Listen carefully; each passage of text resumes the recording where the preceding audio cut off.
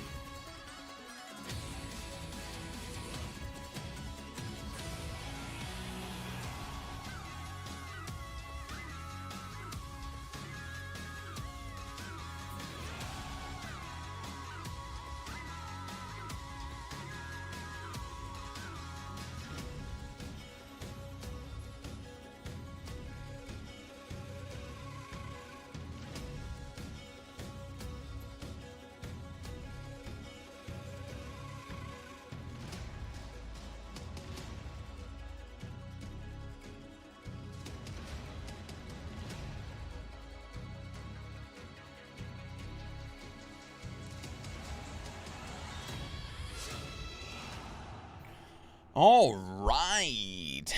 Greetings and salutations, everybody. My name is Michael Schwan. Today is Sunday, May 28th, 2023, which means that it is production day. It's where we check, most of the time we check out some YouTube trailers and stuff, work on stuff that's going to be edited and put onto the YouTube channel, and that's what we're going to do today. We're just going to be doing some reactions today. We have 6 to do, and the games we're going to be checking out are Killer Frequency, Etrian Odyssey Origins Collection, Street Fighter 6, We Love Katamari Reroll, Diablo 4, and Amnesia the Bunker. A lot of really big stuff releasing this very first week of June, which is kind of cool. Outside of The Legend of Zelda, not a whole lot released in May. I can't imagine why. Because everyone wanted to get as far away from Tears of the Kingdom as they possibly could. There are at least 3 pretty big blockbuster games releasing this month. We have 2 that we just mentioned, Street Fighter 6 and Diablo 4. And then towards the end of the month, we are getting Final Fantasy 16. So pretty good hunk of stuff coming out this month, and this is just the very beginning. I've not actually looked too closely at what we're getting for the rest of the month, but that's at least a pretty strong start. We're also going to be playing some Stream Raiders, so let's get that fired up and running. I got to upgrade my bomber, this Paladonk, this Gladiator. I didn't actually upgrade that Paladin, I just looked at it. Good job, me. Okay, where are we going? Towards this token chest. Yeah. Yeet.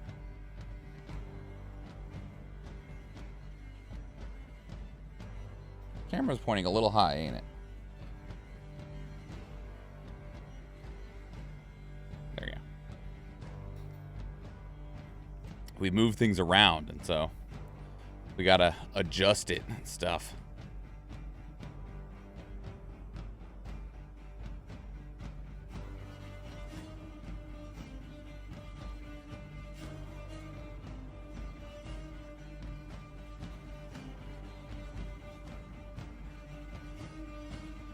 Song's so fucking good. All right. Anyway, so if you're new here, if this is your first time here for the production day, the reaction stream, welcome. Thank you so much for being here. If you're seeing this on the VOD, I hope you enjoy it. And so the way that this works is that we are going to be checking out some game trailers. I will read an intro, then we'll check out the trailer. We'll talk about the trailer, and then I'll read an outro. Then we'll make faces.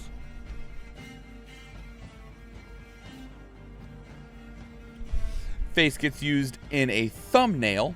Rinse and repeat, and we're going to do that for 6 times today. We do these live on stream because it makes for a more interactive and dynamic experience, both for myself as the content creator as well as people that'll be watching this later on YouTube. And it's nice to have more people's opinions and viewpoints. So like I said, more dynamic. It's also just a fun thing to do together as a community, and it helps me maintain a steady stream of content for the YouTube channel. We are only doing 6 because we'll have a different different video for next Sunday. I just got to figure out which one I'm doing because I have 3 that I need to record, edit, and get posted. And I'm gonna grab this trailer right here and I'm gonna drop it in my Discord. And I have not actually done any of the work on any of them, so some of that or all of that gets to be done tomorrow because I need to do fucking some of it. All right, so the first thing we're going to check out is Killer Frequency.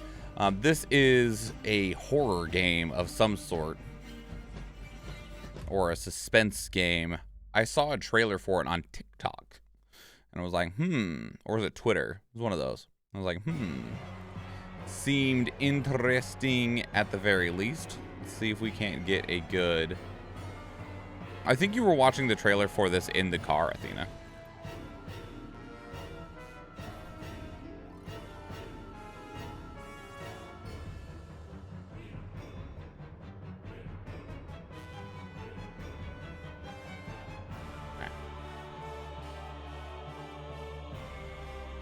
All right. And then, if I do this, so this is the YouTube Swan emote. If you have BTTV, you can use that first one I put in there. Otherwise, if you are a subscriber, you have access to this one. They're the exact same thing.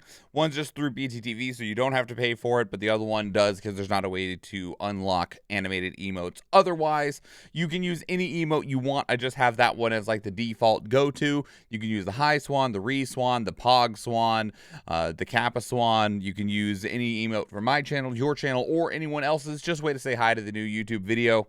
Let's get a drink of water. And you take down that boss, Athena. I don't know which boss it is, but you take him down. I know you were at Bellabog, and you were doing the rotating puzzle, so you are probably... I can take a guess as to who you're fighting. Japard. That was going to be who I guessed. I was either going to guess you were fighting Japard or the boss after Japard, but I didn't want to say that because that's spoilers. Spoilers. Oh my god. No spoilers. Oh my god. Okay. Anyway. All right. So let's do this. Let's check out Killer Frequency. Greetings and salutations. My name is Michael Schwan, and today we are checking out Killer Frequency. This is from Team 17, and it is Team 17's first VR game. Now, I did check before we started this up. You are able to play this outside of VR, although it is going to be available on the MetaQuest 2. It's also on Steam, and it says it has controller support, and so I'm betting that you can just play this as a normal walking simulator game. The only thing that I know beyond that is kind of what you can suss out from the picture here, which is it's something to do at a radio station and some people are dying. All right, that's all I got. We have, I think, 3.5 trailers to check out. I say half because the official VR trailer here is really short. We got the reveal trailer from 11 months ago, the gameplay trailer, the release date trailer, and then there's actually not a launch trailer for that, but this official VR trailer was only from 4 days ago, so I'm guessing that's kind of being treated like a launch trailer because this game does release on the 1st. Yeah, the 1st, June 1st. So let's go ahead. Let's get started. We're now in the midnight hour. That's the end of the trailer. Good job, me. Product not yet rated.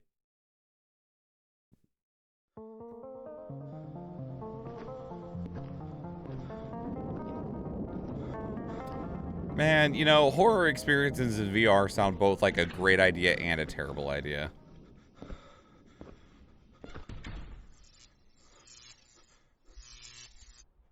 Just turn around and leave. Fuck no. Would have already left. Would have already just went right back out that door. Nope. Too late now. Now you're dead. If you stay in this building, doesn't matter. Fuck you. We're now in the midnight hour, and you're listening to 189.16 The Screen. That fucking transition, though. Oh my god. All right. Here's the gameplay trailer. T for teen. And we're jamming. Hello, caller. You're live on the stream with me, Forrest Nash. There's a guy hunting me and my friends. I think he's killed some of them already. You call the radio station? Sheriff Matthews is dead. You're the only person with experience manning a phone line around here. Well, I'll do what I can. The creep's looking through the parking lot trying to find me. How do I start this baby? Unscrew the steering column. Virginia, what's the name of the frat? It's... Oh god. I can't think. I can't. I need that code to get inside. The code is 311212. All right, Nash. Where do I need to go? You're moving to the kitchen. Son of a... What is the... What? People calling into a radio station to try and not get murdered? What? Is that the gimmick here? Is that the play? Buddy, call the National Guard. Like... Okay. Anyway, here's the official release date trailer. 12. Oh my god. Oh my god. Stay with me, kid. Focus.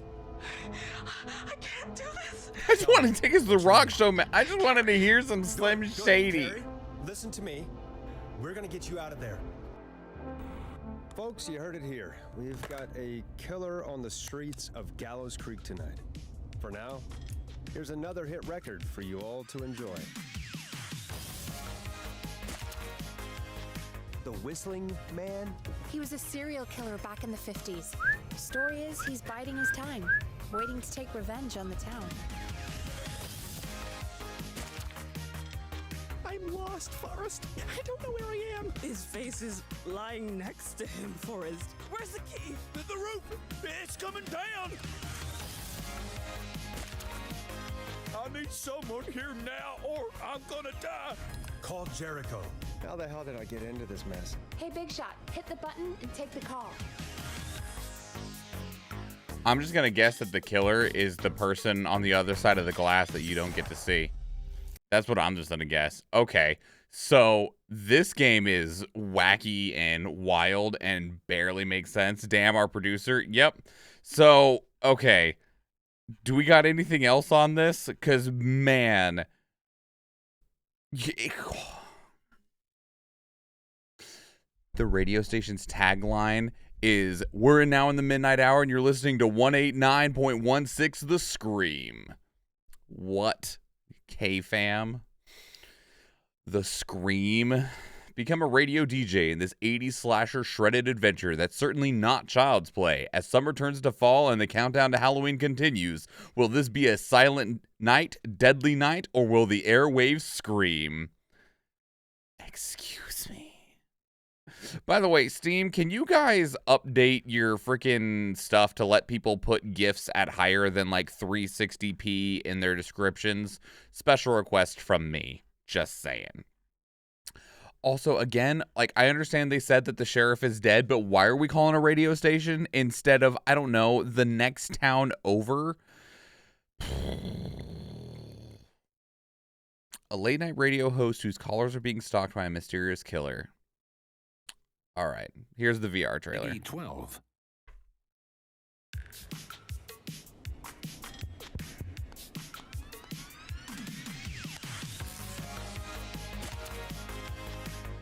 Hello, caller. You're live on the stream with me, Forrest Nash. What? I need the sheriff right away. The creep's looking through the parking lot trying to find me. How do we start this baby? Unscrew the steering column. Virginia, what's the name of the frat? I can't think. I can't. Where should we send the killer? Call the kitchen. The extension is 02. Forrest Nash! I told you to... Oh. Man, that dude in the house, I think he just dies no matter what. You're just like, yeah, anyway, sorry, buddy. Larry, sucks to be you. You're a piece of shit anyway. So, yeah, anyway, next caller. Like, that dude died in like 3 of these trailers. Someone's got to die in the serial killer game. Do they, though? Do they? Can't save them all? You can try. I mean, come on, I think you play those super massive games with the Dark Pictures anthology. You're always trying to save everybody from vampires and horrible, like, spirits and whatever else. Mike, work with me here. All right. Anyway, so otherwise it's not a killer. It's just an attempted murderer. There's a serial attempted murderer on the loose. Just doesn't quite have the same ring to it, does it? Yeah, all right. I guess that's fair. So that's Killer Frequency. You know, when I first heard about this game, that is not what I, like, thought it was gonna be. I have some continuity questions, obviously. It's going to be available on everything, though. Steam, PlayStation, Xbox, Nintendo Switch, MetaQuest. So however you want to go about being a radio DJ who you can try to help save their lives or not. It's up to you. Killer Frequency available June 1st. What a ride. Anyway, so let me know what your thoughts are and how, if you are interested in this game, how you're going to be experiencing it. You're going to be strapping on that big old headset, or are you just going to chill it out with a controller? I'd love to hear from you. If you want to keep up the conversation elsewhere, 2 great places to do so are Discord and Twitter. This video is recorded live on Twitch because we do stream there, and I would love to see you there. If you enjoyed this video, please leave it a like. If you want to catch future videos, please subscribe to the channel. Do watch one of the other videos on the channel, or if I see you in the live stream, thank you and enjoy. Oh, man.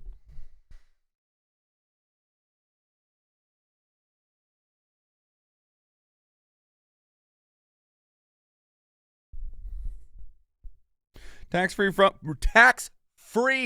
ponage. Welcome in. How's your day? It's going pretty good. It's going pretty good. That game looks weird as hell, but you know, it's going all right. Hey, Eve. Good to see you, friend. I hope you're doing all right. Yeah. Need to change hats.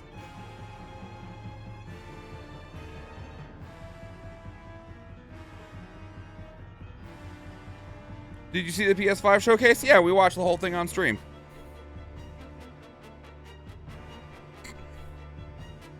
Doing fine, finally not too busy, so you're not stuck on lurk for the entire stream. Well, welcome in. We can talk about some games.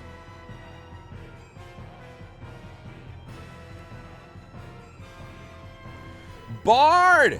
Hello, friend. Are they good games? I mean, I'm biased. I think one of them's going to be a really good game, but, you know. Welcome in, Bard. Hello. Welcome in, Raiders.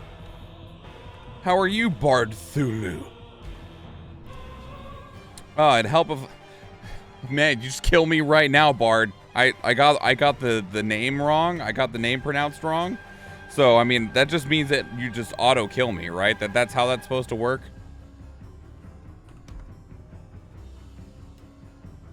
You were playing EverQuest? Like OG EverQuest?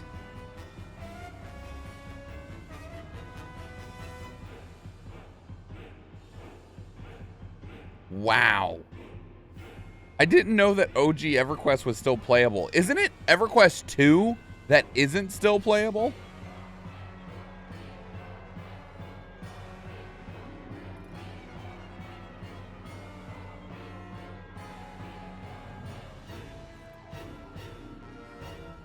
Like, I'm amazed that that is still playable.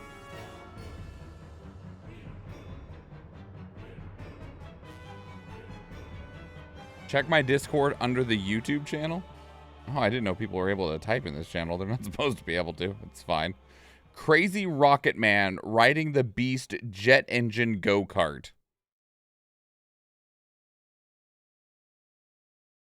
If there's stuff you want us to react to, by the way, there's a reaction links channel down below. That's the better place to put this.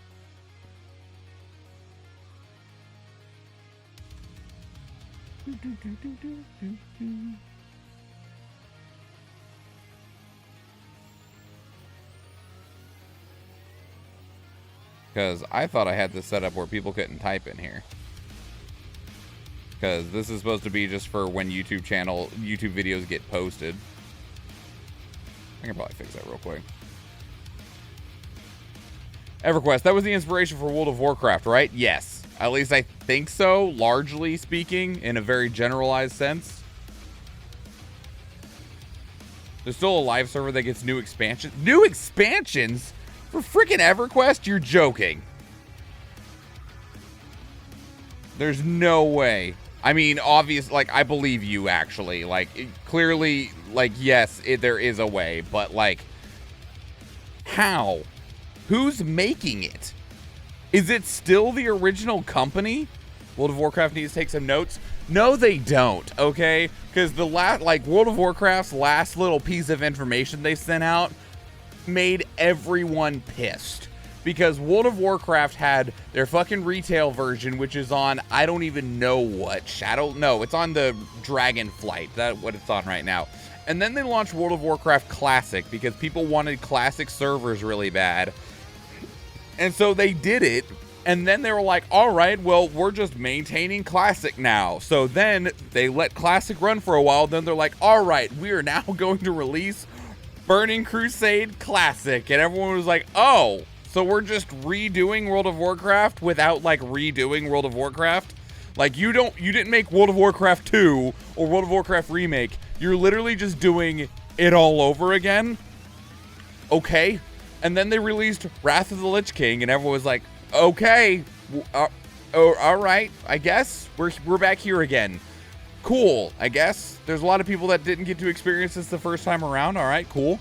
And then there were some people that are like, you know, we could probably, if we're going to do this and you've kind of not held super rigid to the classic formula, there's a couple of quality of life changes that we could go for. Like, we could probably go for Random Dungeon Finder. Like, that's actually a really nice quality of life thing, because as much as there's some people that are like, I remember the days when I stood outside of the dungeon and yelled in general chat, whose tank needed for 3 man to go into the dungeon.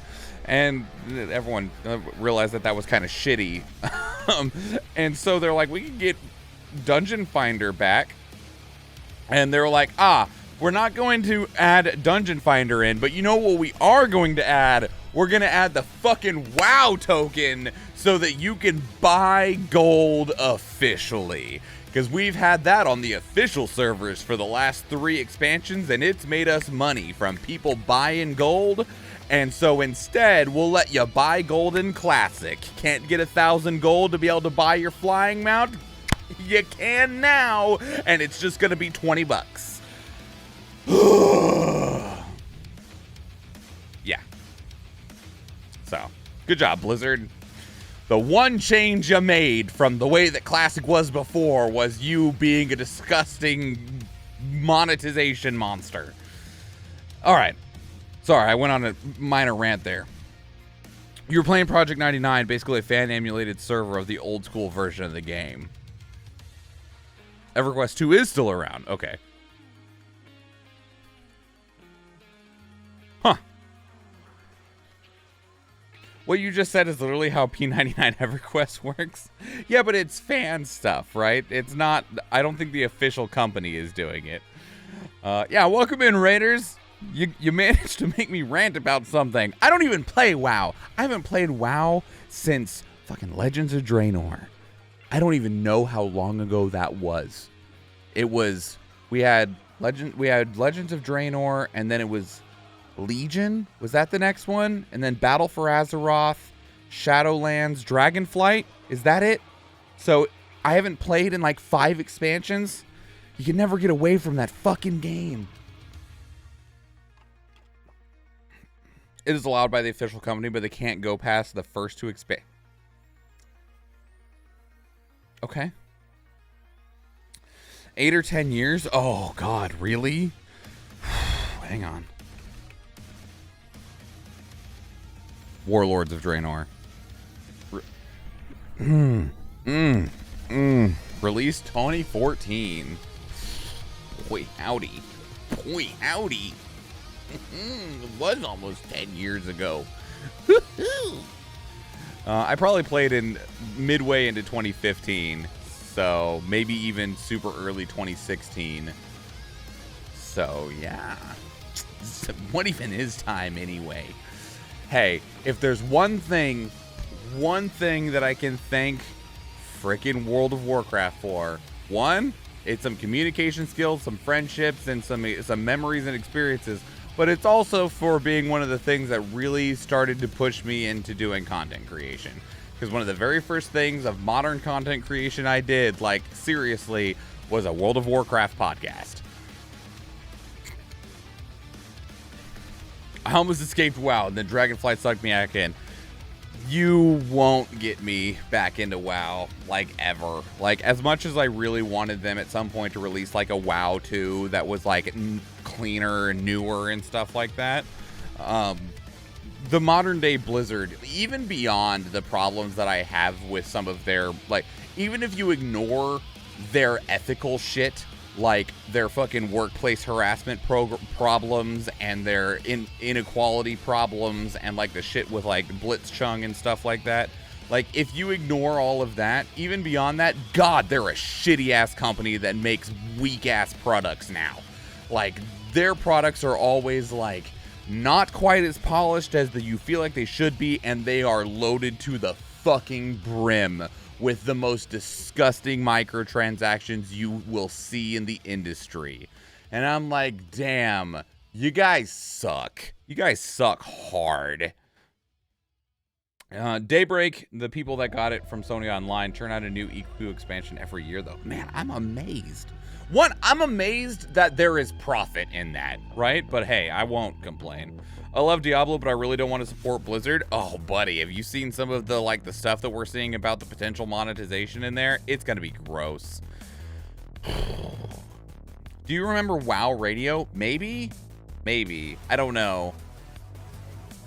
Fuck Overwatch 2. I'm so glad I never bought it. I didn't buy it. I was like, I already owned Overwatch 1, so I just auto got Overwatch 2. But yeah, the one thing that everyone was excited or interested for when it came to Overwatch 2 is Deadzo. So scrap the only reason I would have had bought it, which is the single player. It's the only reason anyone was excited for it. Everyone else was like, even Overwatch players were like, there's no fucking reason for Overwatch 2 if it's just a different name for Overwatch 1. But while it may not necessarily be the case, some people think that they figured out like the true reason why they wanted to do Overwatch 2, because they had promised that you would never have to or be able to use actual money to buy heroes in Overwatch 1. But in Overwatch 2, you can buy heroes. Because they put the heroes behind paywalls now. Or time gates. You can either wait 3 months to play them, or you can buy them right now. They actually got less content from Overwatch 2. Yeah. Aren't they great? Aren't they just fantastic? Focus camera. Aren't they just fantastic? WoW Radio was the radio podcast, radio show, etc. It was mostly just 20% music, 80% just talk. Maybe. I listened to quite a few podcasts back then. I've listened to very few now. But the shit. What was your last name? Hang on. Garrett, what's your last name? Garrett Weinzerl. That's it. I listened to a whole bunch of Garrett Weinzerl's podcasts. Hopefully he's not a piece of garbage. Because I haven't kept up with him a long time. Because he had one for like almost every Blizzard property. He had, what was their World of Warcraft show called? Because he had one called Into the Nexus for Heroes of the Storm. He had a Hearthstone podcast. He had a WoW podcast. Someone have just a list of his podcasts at some point. The Angry Chicken was the name of their Hearthstone podcast.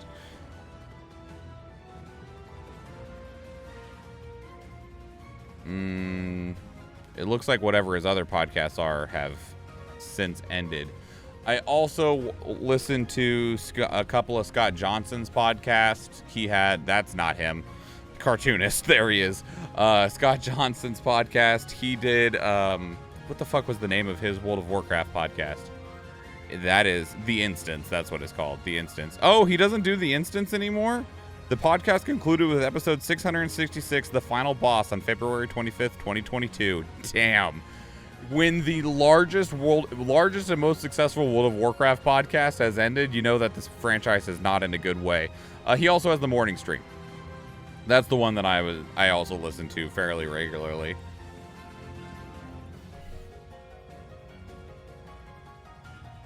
It's the closest thing to an official podcast there was in 2004 to around 2010. Okay. Total Biscuit came from that in his own podcast, however, before he started Cynical Brit. Yeah, he had his podcast was fantastic. Rest in peace, John Bain. You are forever missed. And I think of you every single time that a game does not have a FOV slider, because god damn it.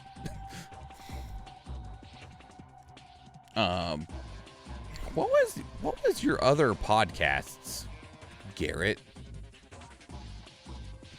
You had other podcasts. I do not remember what they're called anymore. Enter the Apex.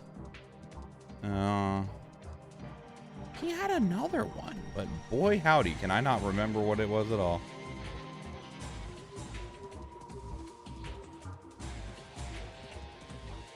I mean, it's not that big of a deal. It just makes my brain angry when it can't remember what the podcasts were called. Phrase of the day, boy howdy. Have I said that a few times today? Is that my phrase of the day? Is my brain happy with that phrase right now? My brain's weird like that.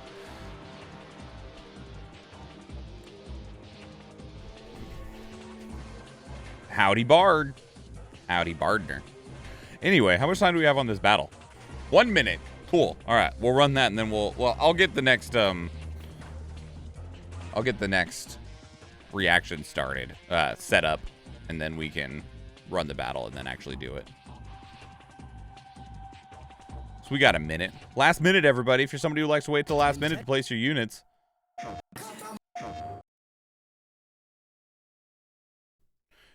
Clicky. Clicky, clicky.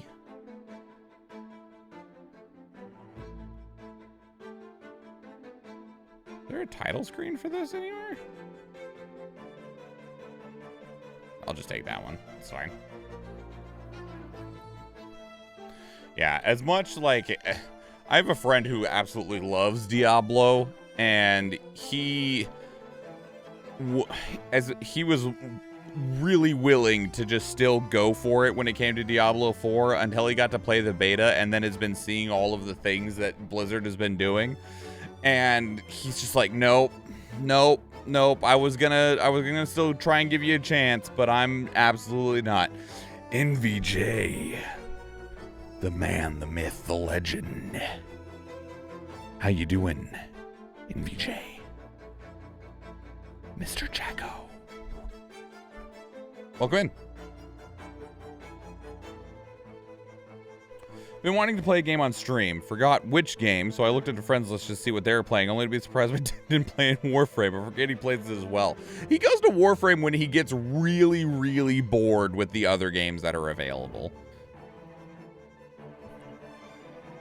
Also, NVJ, how was your return stream for like the one stream that you did in the last like 3 months? Did you have a good time?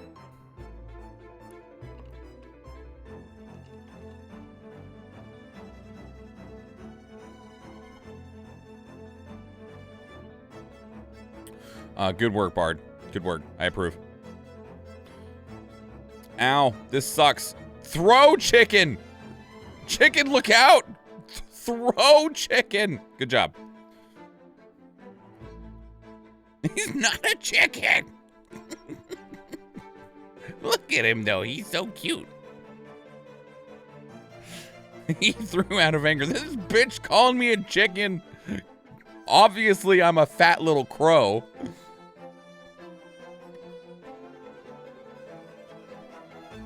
Also, I need to stop my unhealthy addiction to clicker idle games. It depends on how much attention you're giving them. If they are taking up all of your time and attention, yeah, maybe you should. Athena with the rogues. Good work, Athena. I didn't realize it was just you in there. You did great. I'm so proud of you.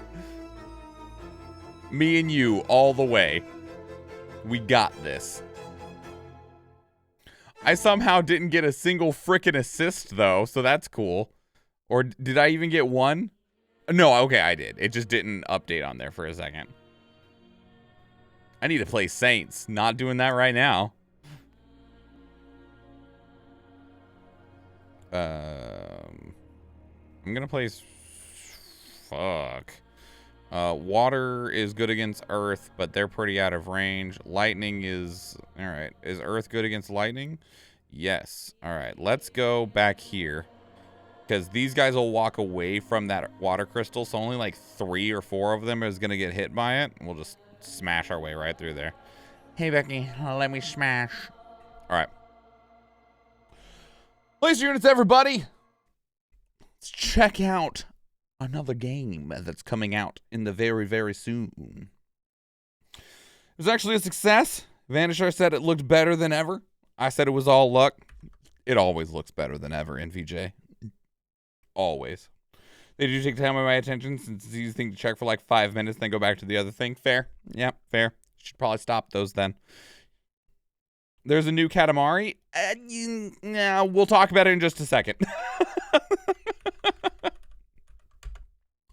Put in your YouTube swans, your Pog swans, your Re swans, or whatever other emote fits your fancy, whether it's from my channel, your channel, or anyone else's, just a way to say hi to the new YouTube video.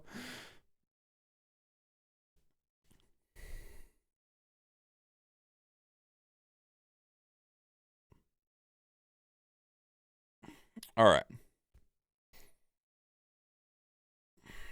And here we go.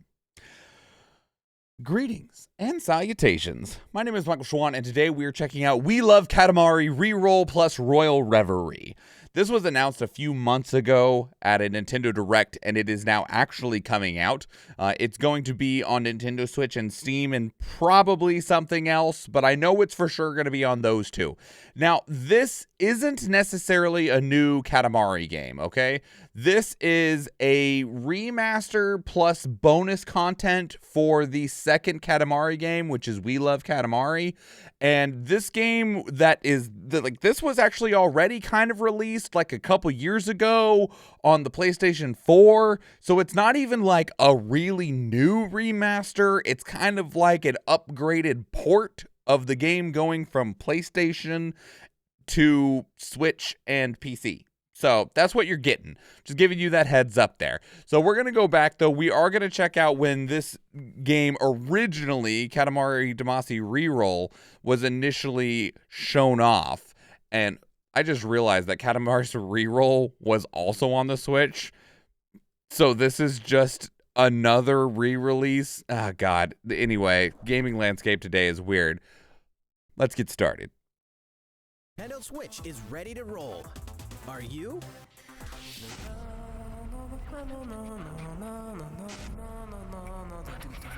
You know, I have actually never played a Katamari Damacy game. It can only be Katamari Damacy, remastered in HD. That naughty king of all cosmos has made a mess, as he does. And now you better take control of the prince here. And roll. Just roll and roll. Never It's So Fun. Wasn't the original game on PlayStation 2? Or was it on Dreamcast or something weird like that? Beautiful star in the sky. On Nintendo Switch, you can enjoy the game's new gyro controls, HD Rumble, and even multiplayer battles by each using a Joy-Con controller. Roll it till you reach the stars. So this is not the one that's about to come out. I believe it was PlayStation 2. I missed a whole bunch of things on the PlayStation 2 specifically because I didn't have one. I went from PlayStation 1 to GameCube to PlayStation 3. And my PlayStation 3 was backwards compatible, but that meant that still, and I did play a decent number of PlayStation 2 games because PlayStation 3 games were expensive. But I still had to, pick and choose what was available on GameStop's shelves. So I missed a lot of stuff. Played a lot of GameCube games, though. Which one is this? This is the launch trailer for the original release. Well, original release of the first remaster.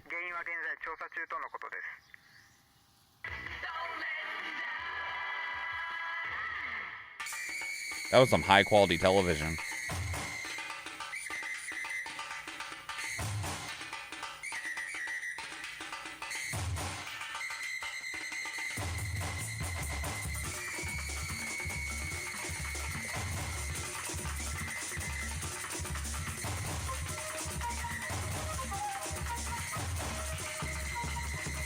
A lot of noise happening right now. Roll up everything in sight. I want to be in the initial board pitch for this game.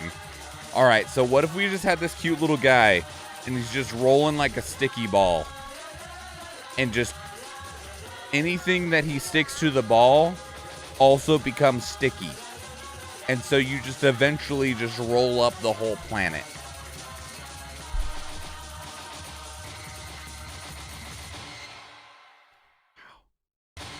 I know that these games were always like hectic and wild, but man, was that particularly hectic and wild. All right, so this is the launch trailer for when it was coming to PlayStation 4, because it came to Nintendo Switch 4 years ago. It's coming to PlayStation 4 2 years ago. Numbers. This is the same trailer. I will skip over it. Okay, and now this is the trailer for it coming to Xbox.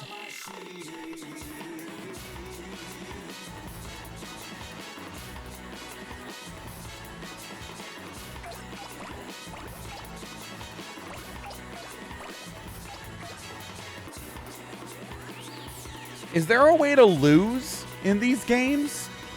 Like, if you're not fast enough or something, it's time. Do you have a limited amount of time, or are you just trying to do it fast enough?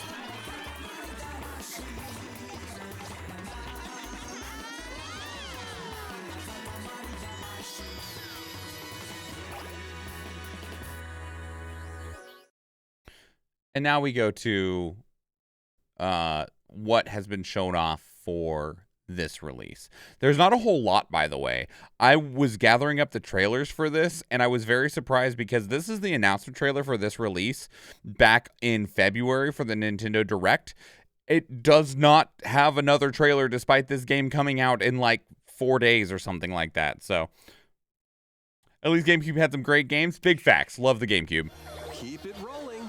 Run around and collect oodles of objects in this remaster of We Love Katamari. Roll in a classroom, a zoo, and space? New features include playing as the young king of all cosmos in 5 new challenges. Look at that little kid. And taking photos with a selfie camera.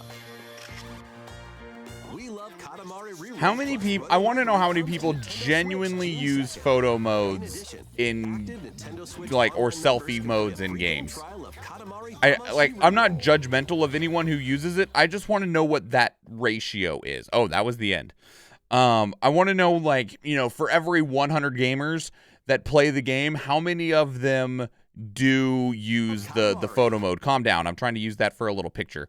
Because, like, sometimes I see people want them really, really bad if it's a game that has, like, really higher end visuals. We're talking games like anything from PlayStation's first-party studios, so like God of War, Spider-Man, Naughty Dog, or if we see games like Final Fantasy VII Remake, you know, like things where they're trying to push a higher level of graphical fidelity. But I'm just curious in a general sense what the relative ratio is. So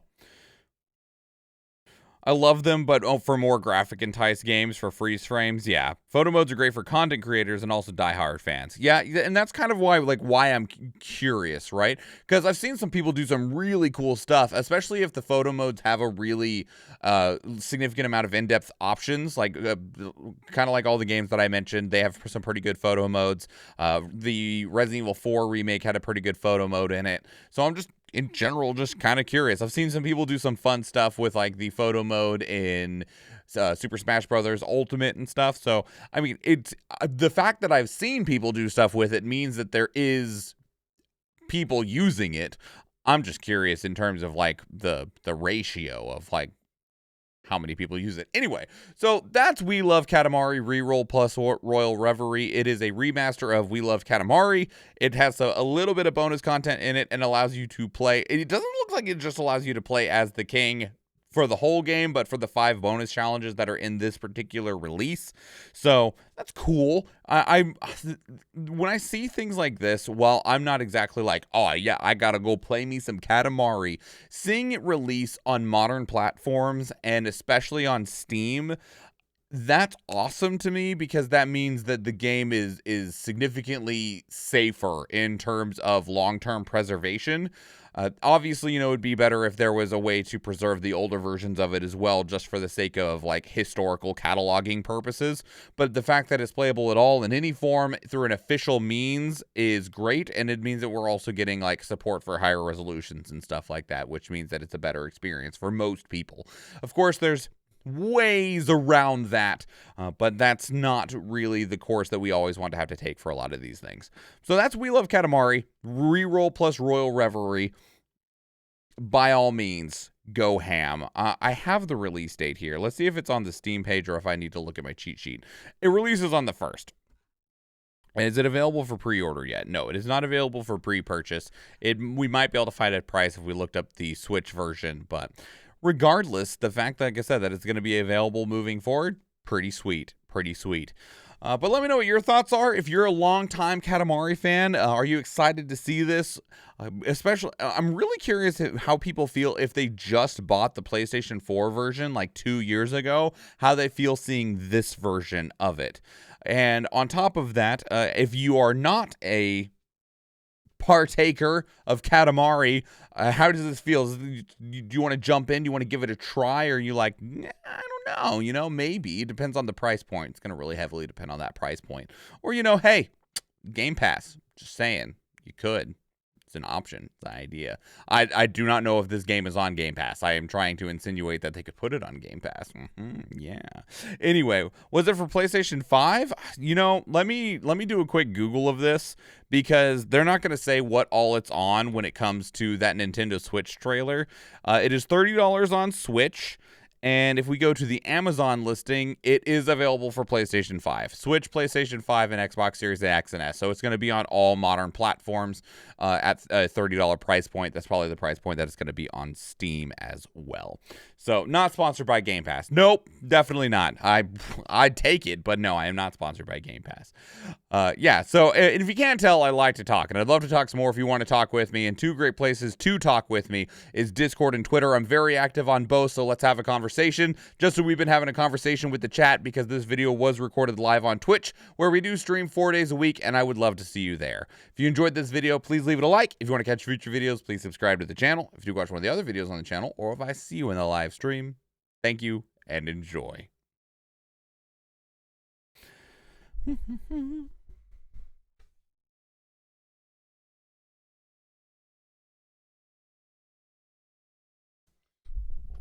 I need like some comically stupid huge headphones. Just create like a fake version of his head. It's fine. It's fine. We'll go with the weird, wacky, wild, crazy face. Okay, we have plenty of time before the next Stream Raiders battle. Should be about 16 minutes. Oh, right on the money. 16 minutes. Boo. Yeah. I need to change shirts real quick, so give me just one quick moment so that I can switch over. I have earmuffs. It's fine.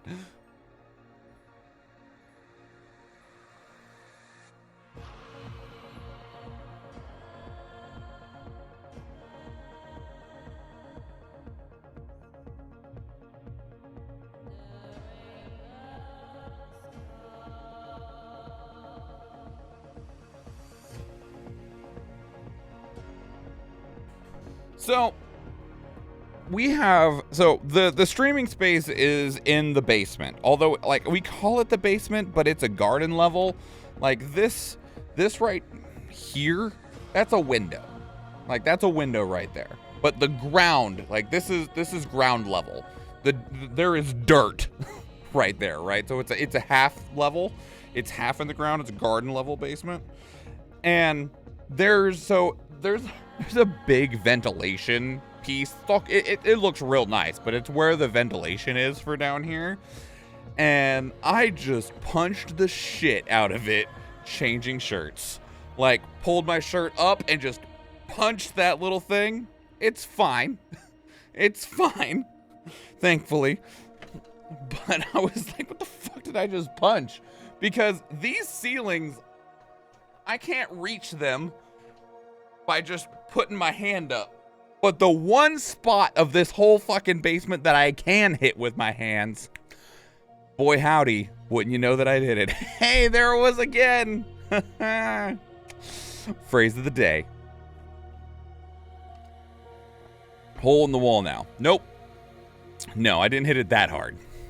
Did not hit it that hard.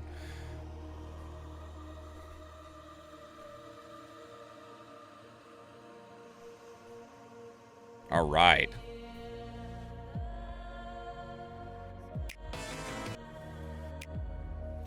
Okay. Where's gonna be the best screen for this? I don't know if there is one.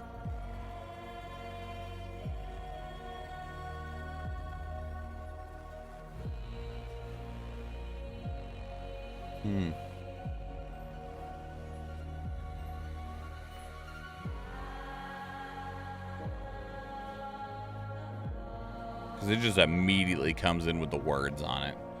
Okay, that's fine. We'll just do it this way. That's fine. All right, everybody, put in your YouTube swans, your Pog swans, your re-swans, or whatever other emote fits your fancy, whether it's from my channel, your channel, or anyone else's. Then we'll get started with another one.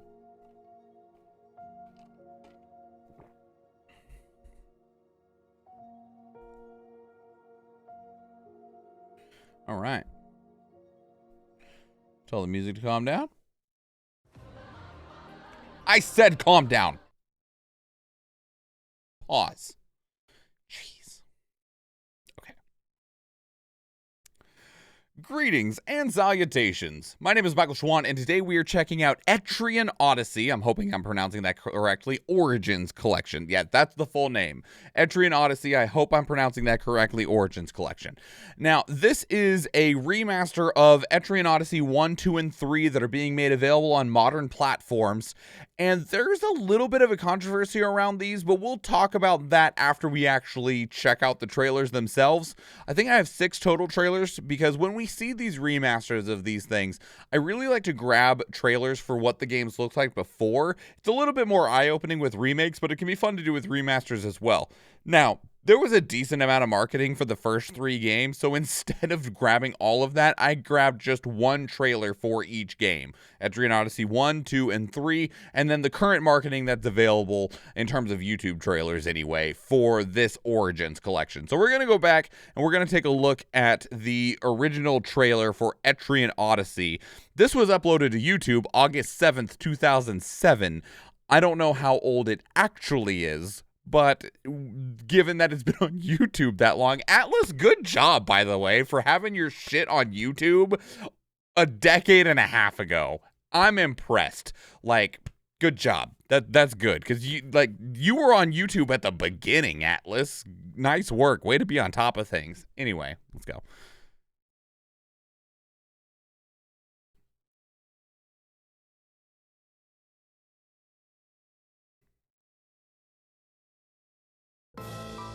There it goes.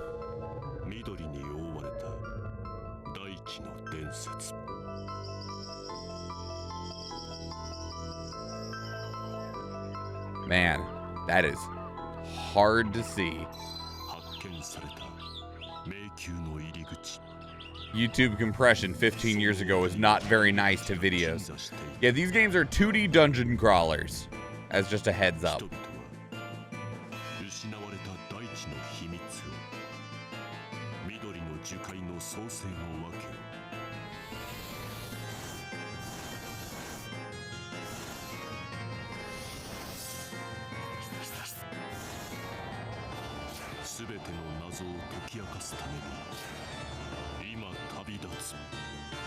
Man, you're trying really hard to make this seem epic while not showing anything.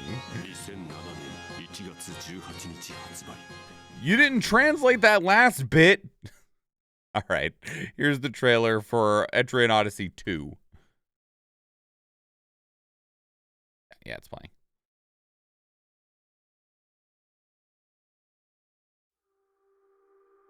Anime.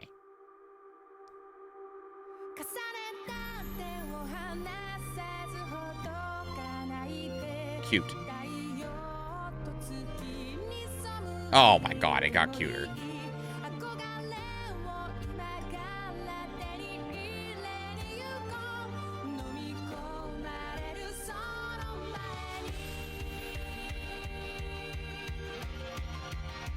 They are all 2D dungeon crawlers, by the way. I know I mentioned that, but I wanted to re-clarify that that is still what you're getting into with each game.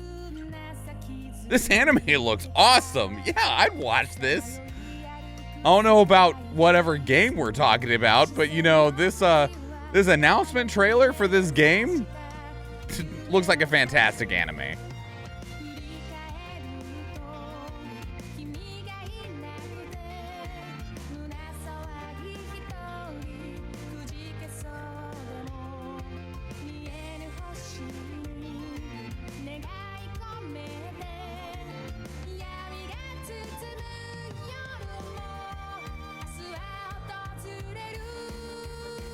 Kind of reminds me of how Lunar was marketed.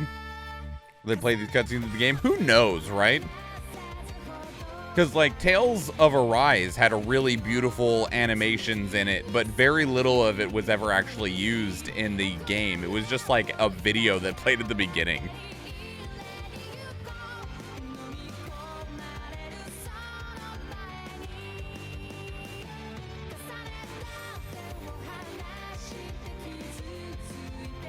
Pablo Croix, isn't that the game that's, like, $500 to get a copy of it for the DS or something like that, Eve? It's just obnoxiously expensive. And there's no other platform that you can technically play it on.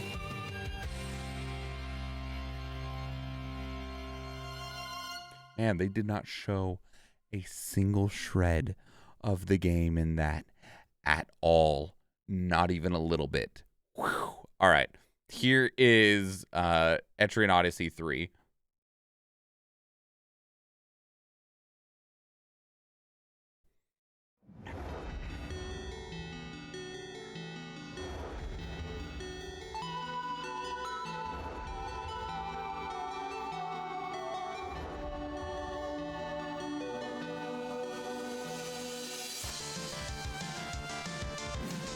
Hey, look, game.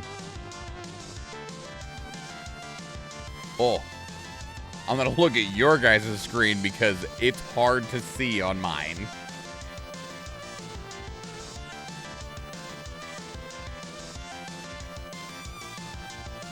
How many 2D dungeon crawlers like this have people played? Just in general. Like Athena, have you played one? Eve, have you played one of these? To where it's like first person almost as you walk through the dungeon, like, labyrinth? There's not that many of them. They were popular in, like, the late 80s, but with, like, crap, what was that one that was on PC that was super popular? But there's just very, very few of them that are made today anymore. Daggerfall, there was another one that there's like 8 of them or something, but they were all made and released before like 1993 or something like that. I can't remember what it was called. Okay, now let's move to what we are getting, not today, but soon, in a day or two.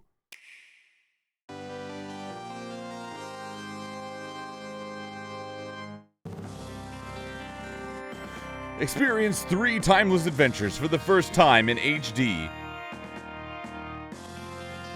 We talking Wolfenstein mazes? I mean, you got the right idea, but it wasn't Wolfenstein. It was like Sword and Sorcery or something like that. I don't think that's what it was, but...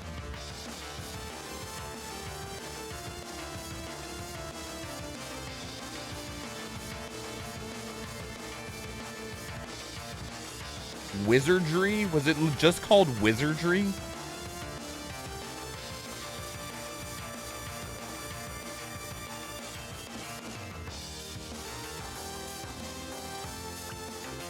It's always like, power to these companies that are trying to port motherfucking DS games to modern systems, right? That's hard, because you had the stupid 2-screen gimmick, right? And you got to figure out, like, what are we going to display still and where and how and stuff like that, because we have to move 2 screens into 1 screen. Like, that sounds like a UI and programming nightmare.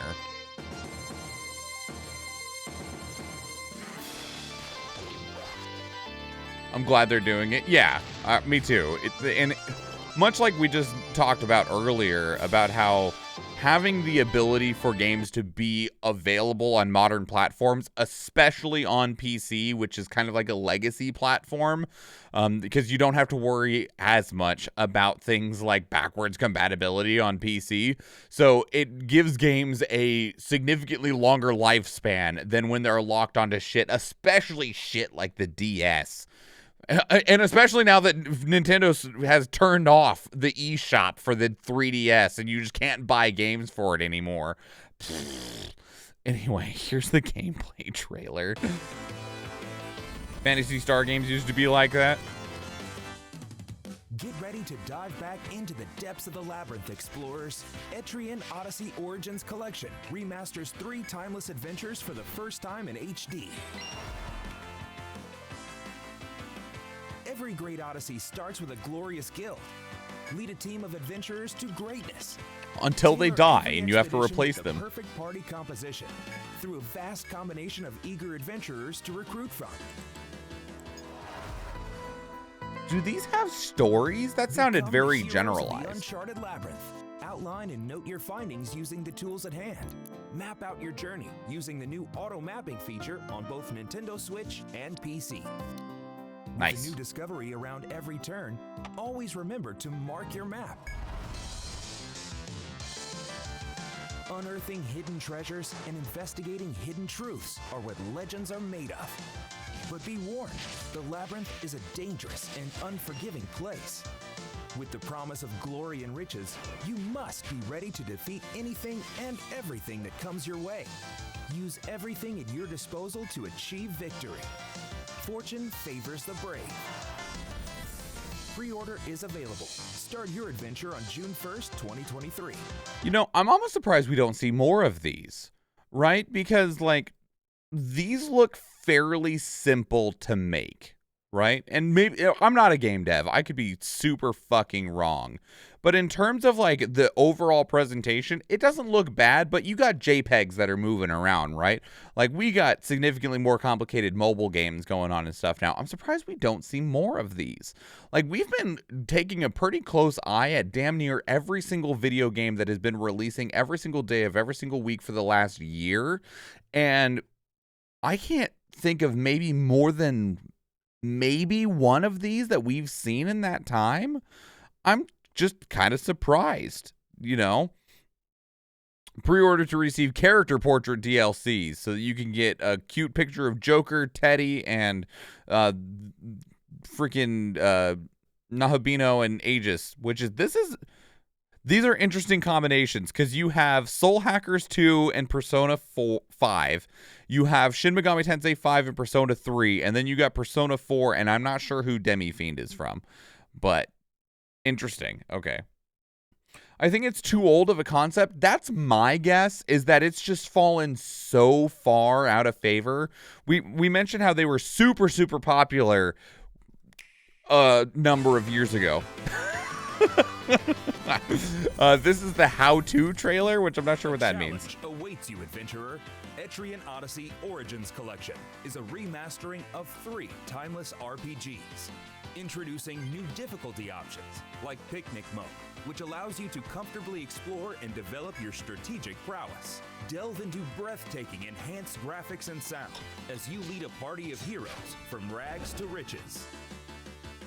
We need new adjectives in the English Start your journey language. in town as the leader of a guild by recruiting brave adventurers. Before venturing out, make sure everyone is well rested and prepared. Stop by the bistro for the latest news and rumors. Accepting a quest and reporting your results can net you a fine profit. Selling the loot from each expedition will help unlock new items and powerful gear. There's so many dangers that can come your way in the labyrinth, so choose wisely who will venture into the depths. Recruit the perfect class to join you on your journey. There is no restriction on team composition, so min-max the best combination.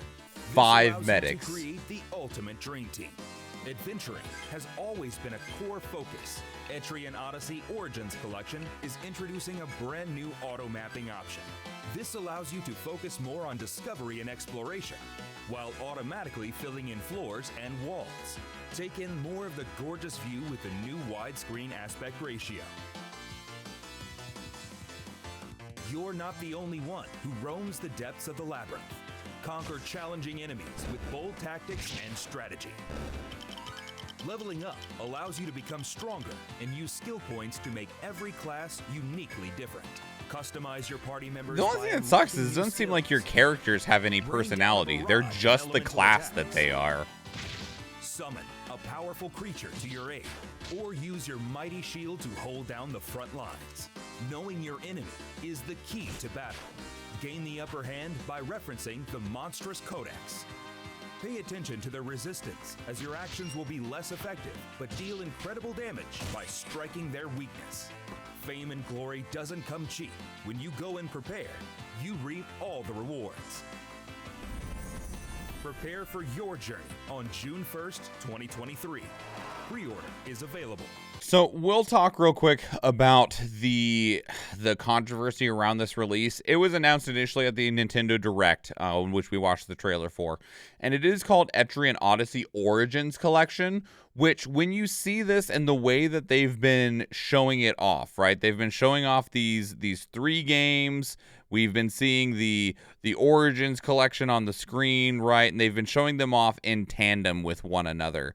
These, despite the way that this is being presented and talked about and shown, it is not a singular release. This is 3 separate releases that you can purchase individually for each game. So if we go, like, we'll just use Steam as the example. So you have Etrian Odyssey 1, 2, and 3 HD, each of which can be bought on their own, and each one is $40. Because when they first announced this, with the way that this looked and was presented, it was like, sick, we get all 3 games in one box, it's probably going to be $60, right? That is not a unreasonable expectation with how this was presented. Because we've been seeing them do that with other games, right? Of like, yeah, get the entire collection now on one CD. Oh, God, that sounded like a commercial from the late 90s. Now that's what I call Music 17. Anyway, so yeah, it is not a singular package, a singular release. It is 3 releases. Now, at least on Steam, they do sell something called the Origins Collection, which is just a bundle that has all 3 games, and it gives you a 33% discount. So you can get all 3 games for $80. It is $80 still for all 3. And people are like, I was thinking maybe all 3 for $50, maybe 60, but like 80? You want 120 if I don't buy them all at once? I would have bought them for 80 as a collection, but I would not buy each one for a total of 60, even if each one was 20 each. Okay, so you would buy this is what you're saying. And like, I'm not opposed to this. I think 80 is a little steep, just in a general sense. Like, I think 60 is fine. Like, if it was a singular box product that had all 3 for $60, I think no one would care. But given the way that this was presented as it feels and looks like a singular product, and it's not, I completely understand people being upset by that. That said, I will give them a little bit about it being, there is effort that had to be put into these, and not to suggest that there isn't effort put into other things, but I mentioned earlier about how difficult it is to take games from the DS and put them onto things that are not a DS, because you only you go from 2 small screens to 1 big screen, and you gotta figure all that crap out. So do I think a DS game being remastered and ported onto modern systems is worth $40? Yeah, probably, actually. And so when I look at it that way, I'm not actually opposed to the price, and I think 80 for all 3 is probably perfectly fine, but the presentation is still extremely poor. But I like the look of these a lot. I never got a chance to play very many 2D dungeon crawlers, and because of that, I've always been kind of interested in them because I really, really love RPGs. I am curious, though, how much story actually exists in these. I did mention a little bit of apprehensiveness about it. Seems like your party isn't made up of characters so much as classes, and that makes me curious of how much, if any, story is really present in these, because admittedly, I'm very attracted to RPGs because of the stories they tell. So Yeah, anyway, let me know what your thoughts are on Etrian Odyssey, the Origins collection, whether it's about the way that they presented the product, the prices of the product, or the products themselves. If you played the old ones, are you excited to see these? If this is your first time seeing these, let me know how you feel. Put all that down in the comments below. Otherwise, if you can't tell, I like to talk and I'd love to talk some more. We can keep up and talk on 2 other platforms. Best ones are Twitter and Discord. Let's have a conversation, just like we've been having a conversation with chat here on Twitch, because that's where this video is recorded, and I would love to see you there. If you enjoyed this video, please leave it a like. If you want to catch future videos, please subscribe to the channel. Do watch one of the other videos on the channel, or if I see you in the live stream, thank you and enjoy.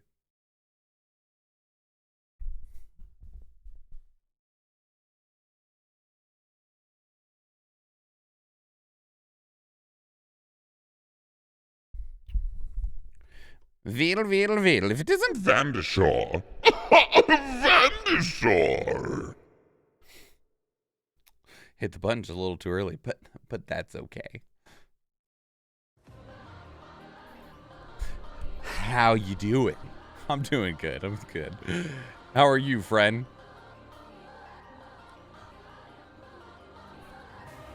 All right. What are we doing? Murder. That's what we're doing. We're murdering. Yeah, slaughter. Send them away. So when you showcase the discount on Steam, I'd already pressed enter. It's all good, Eve. No big. That's why I just like kept moving. Got it. Like, we'll just keep rolling. The show must go on.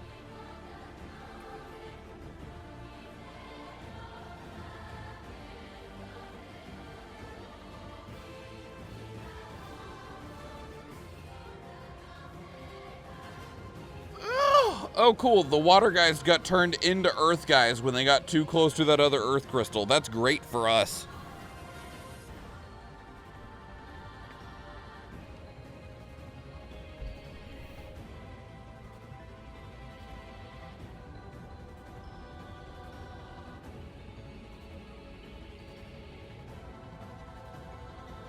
All right. Flying Rogues going to Mr. Striker. Most kills to Howdy Bardner, followed by myself and then Athena. Most assists to Athena.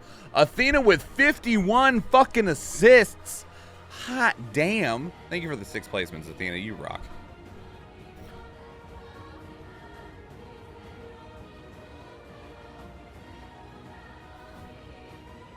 Start the battle. They had a nice update to V Rising, so I've been playing that today. I saw that, but like, it doesn't like, the problem is with V Rising is it was so linear and really grindy unless you change the server settings, and I just didn't want to try and figure out that balance of like how to not make it feel like super grindy, so I just, you know, didn't. I liked that game, but it definitely had just like some discomfort at times in it. What am I placing? I don't even know. I'm placing a bomber. Now we're gonna place a bomber. Place your units, everybody. I changed the server settings, doubled everything, maxed inventory stacks. But I also hated the end games, which just had insta kills and massive health pools, where soloing it felt tedious. I mean, I can tell you, even without adjusting any settings, the end game bosses felt tedious on normal settings too. If you brought friends, because the boss's health went up so much for bringing friends, it was obnoxious. Multi-level castles are fun. Yeah, like that's the thing. Like, it had a lot that was good, but also a lot that was just kind of awkward too. I also feel like it took them way too long to do anything else in V Rising. Like, there was a very small little update to V Rising around not Valentine's Day, around Halloween, and then more than a year later now is when we're getting the actual next update. I was like, man, mind you, game ran well, played well, was pretty damn polished, but it wasn't technically done. And I was like, okay. Guys, are you gonna update anything? Hello?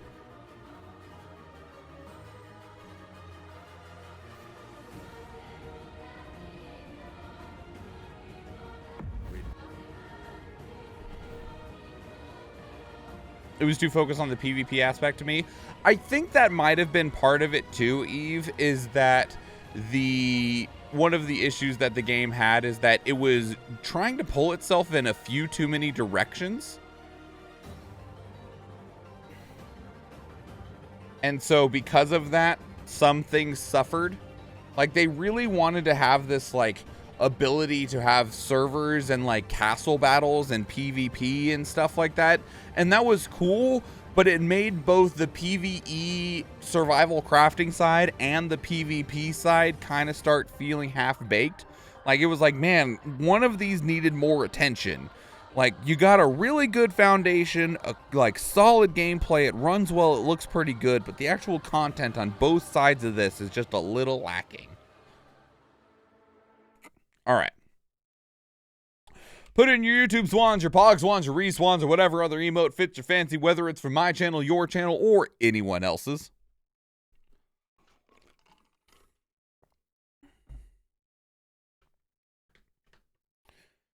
Let's do this. Just do the whole video like this. Just the whole thing. Just, like, it's Diablo. We have to, right? And you turn the reverb down a little bit. Calm down. Just calm down the reverb a little bit. Now it's just gone entirely. Fuck. There we go. Is that too much? I can turn it down. I'm gonna struggle to get through this video without laughing. Hang on, let me adjust it just a little bit. Just a little bit. Just a little bit. Oh, no, Xbox. Why did I type in Xbox? Because I need Go XLR. Maybe not the whole video. Yeah, maybe not. But I also don't give a very large fuck about this game. Oh, it's on Real Chapel. No wonder it's so boomy. What if we go to Music Club? Real Plate. Music Club. But if we go to Music Club and then turn it up. There we go. All right. Yes. Perfect. Yes. Yes. There we go. Just go to a bathroom. There's not a bathroom setting, Eve. God. All right. Here we go. Greetings and salutations. My name is Michael Schwan, and today we are checking out Diablo 4. Now, I will say I don't have a whole lot of hype about this game. I did play in one of the closed open betas. One of those. I don't know. I played the game, okay? I played it. But Blizzard as a company has fallen so far down. And it's really tragic because I used to love a lot of their products a lot, and I just can't anymore. And the monetization for this game is looking questionable at best and diabolical. I hate that pun. I'm sorry. Diabolical at worst. But you know what? There's some new trailers for us to check out since they had the beta, since they did the server slam. So let's go ahead and check it out. I have to get the right trailer though. Here we go. I speak now to those who heed a darker call. Those bold enough to cross the line of sin. By the way, it's really fucking weird that they put out an Accolades trailer for their beta. Like, Accolades trailers are already kind of weird to me when companies are like, look at all the 10 out of 10s and 9 out of 10s and shit that we got. And they always have quotes from, like, David in his basement and shit like that as, like, the quotes. Like, this is from, like, PC Gamer and Eurogamer and stuff, and that's all fine because this is Diablo, right? I'm talking about other Accolades trailers that are always just a little questionable. You're like, who is this guy? I've never heard of this in my life, right? But doing an Accolades trailer after a game is released and is receiving like decent reception, if it's having decent reception, is one thing. Having an Accolades trailer for a beta is fucking weird, okay? Here's the gameplay launch trailer. You don't trust David? No!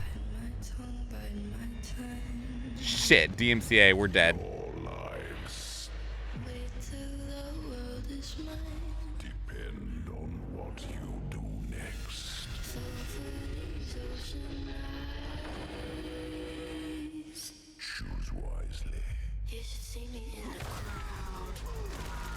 I don't care. I'm not turning off Billie Eilish. This is also one of my favorite songs from Billie Eilish.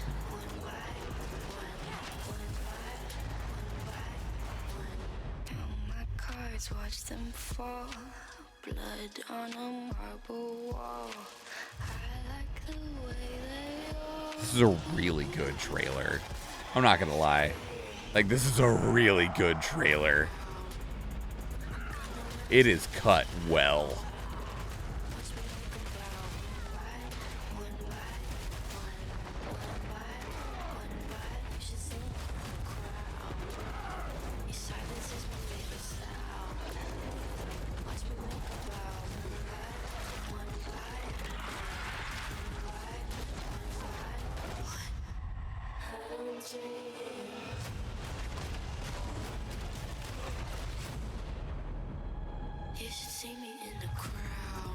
Damn.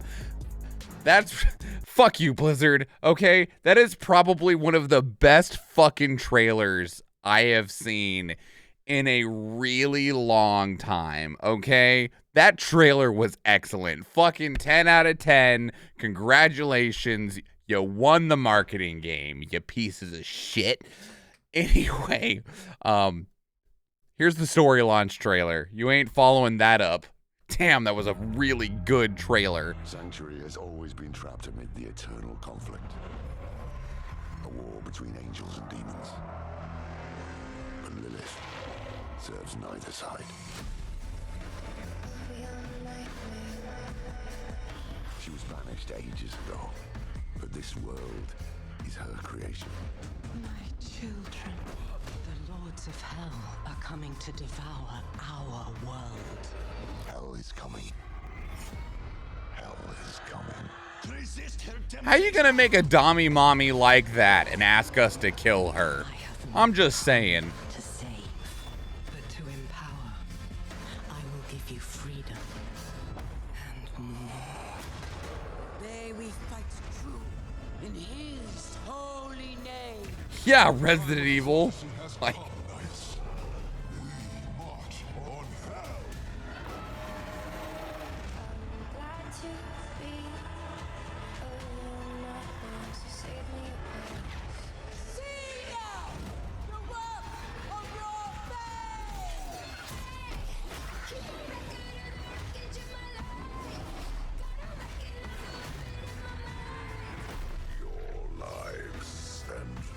Of all humanity depend on what you do next. If we can't stop Lilith, we'll all be damned.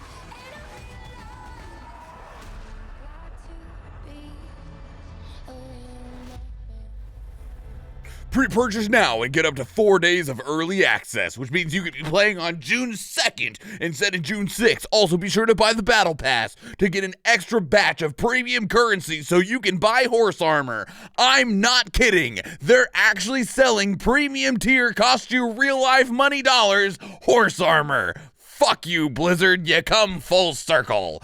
Here's the live-action launch trailer.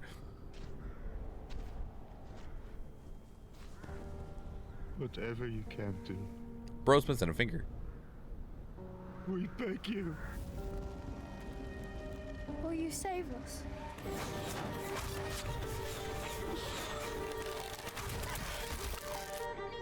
Will you make them suffer?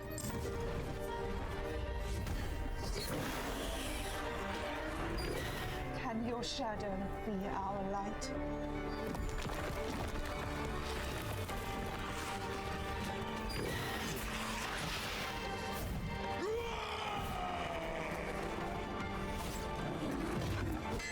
Will you fight the darkness?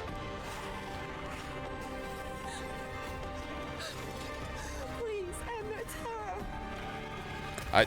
I'm not gonna lie, I think it might be too late to save you. I'm sorry.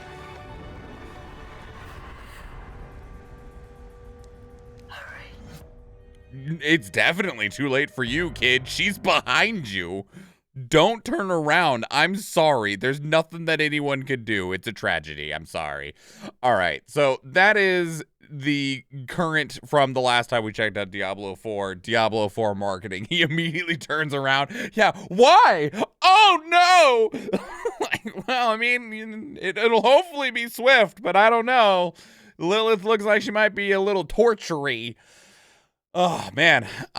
Legit, I'm going to go watch this trailer, the gameplay launch trailer again. I'm going to go watch it again later because that trailer was really good. So, like I said in the intro, I did play the first open beta because I was like, you know, if I'm going to play Diablo 4, I better at least try it because you're giving me opportunity to, I will. And also, if you got to level 20 in the open beta, you got a really cute little puppy backpack. Oh, let me see if I can find a picture of it real quick. Diablo 4 puppy backpack. It popped up as puppy backpack. See, puppy backpack. And that little puppy in that little oh, that's a tiny little picture, and I apologize. This puppy in this little backpack here, he also moves around and stuff. Wait, who gave him who gave him like a fucking, oh, I know why. Because if you got a double down from KFC, you got access to the beta or something like that. Anyway, I was like, what the fuck is he holding? Anyway, so I was like, I'll play it. I'll play to level 20. I'll unlock my puppy backpack and I'll see how I feel about the game. I'll say it played fine, but it also just felt strangely lifeless in a whole lot of ways. But the biggest reason is that, one, Blizzard has fallen really, really hard as a company, like really, really hard. Really, since the success of Overwatch, they have just continued to tumble down. So for the last 7 years, they have went from the highest pinnacle that you can achieve as a gaming company to falling down to the bottomless depths below when it comes to public opinion. They're still successful because people still love their Blizzard games, but damn, Blizzard, are you just managing to ruin your image at every single twist and turn. The monetization for Overwatch 2, the cancellation of the PvE for Overwatch 2, the implementation of the WoW token into WoW Classic, the way you're handling WoW in general right now, abandoning your other projects like Enter the Storm, what's the name of their freaking arena battler league clone? Enter the Nexus? I can't remember now. Heroes of the Storm. There we go. Got it.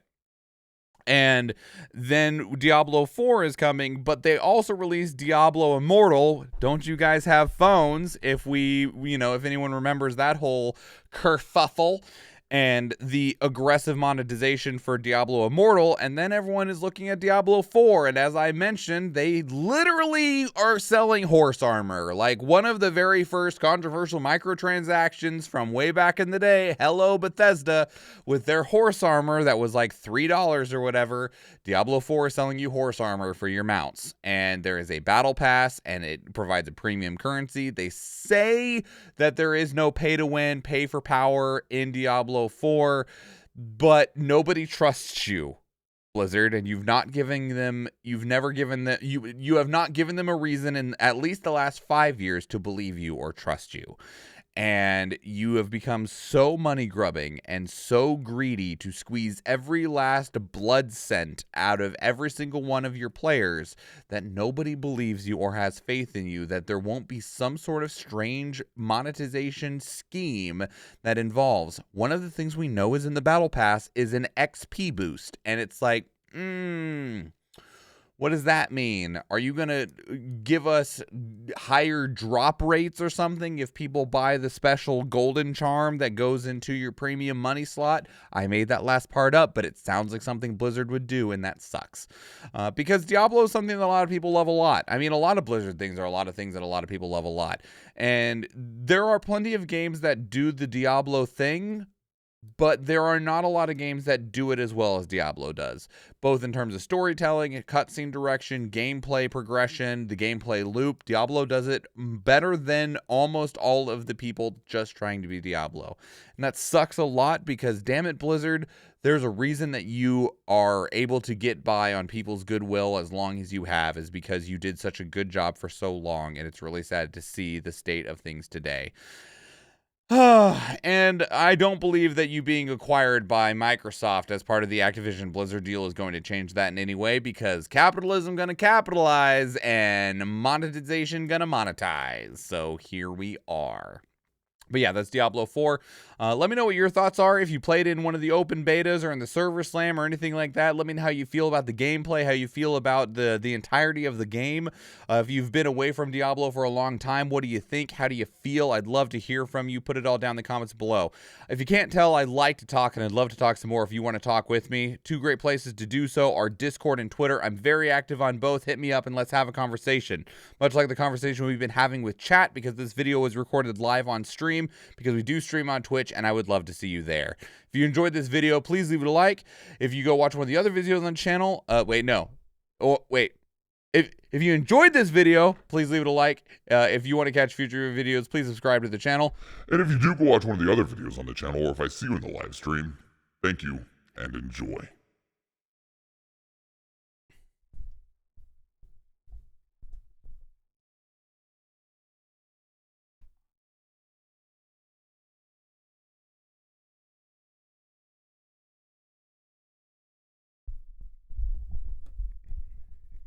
All right.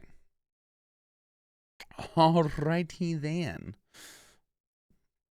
Where are we at on this?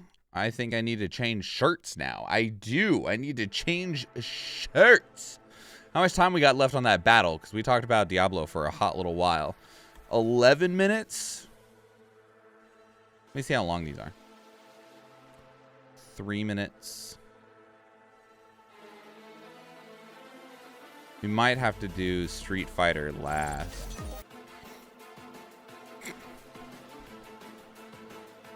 It looks like there's a lot for Amnesia the Bunker. Most of these are like 30 seconds long, so we'll do Amnesia the Bunker next and then finish it up with Street Fighter.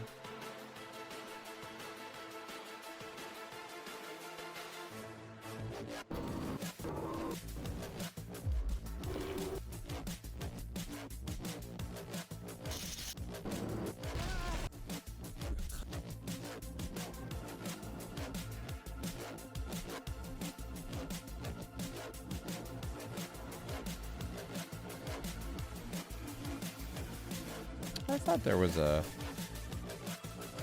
another trailer in here. Hang on, let me look in here.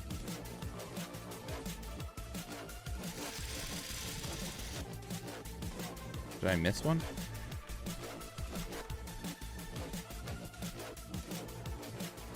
No. Okay. Give me just one moment here.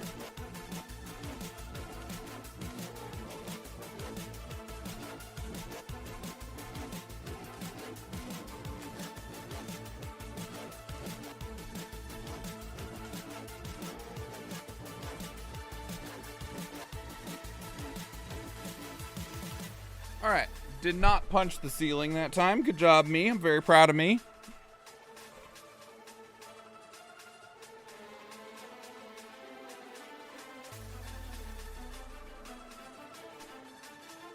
All right.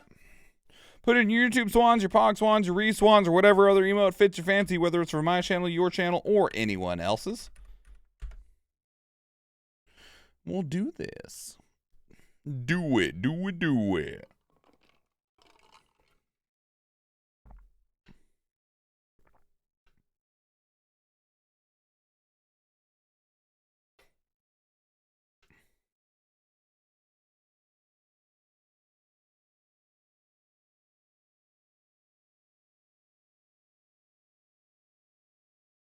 All right, here we go.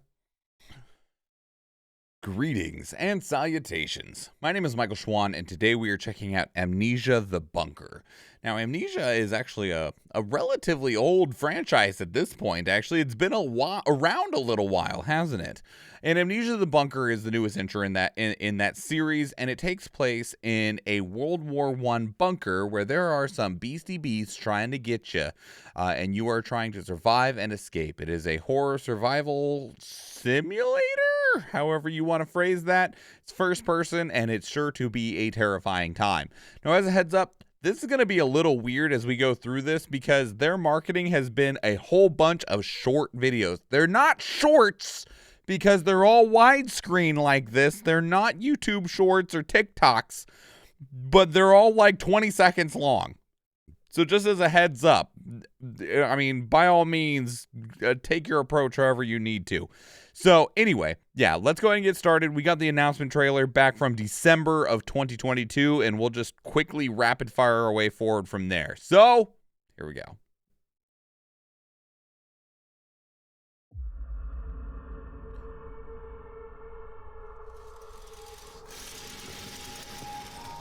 Oh, I'm so glad you have a wind-up flashlight. That's fantastic. I love that for us.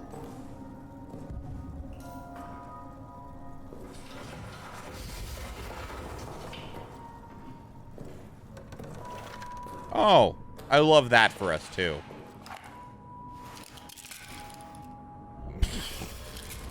You got a Nagant with one bullet in it, buddy. Fucking sucks. Sucks to suck, bro. Sucks to suck, bro. It's a whole hallway of nope. That's a whole, like, fucking just kill me. Jeez. All right. Anyway, so this is the gun showcase now. Are you ready? Look at the things that won't protect you. Great. So glad all those bullets are...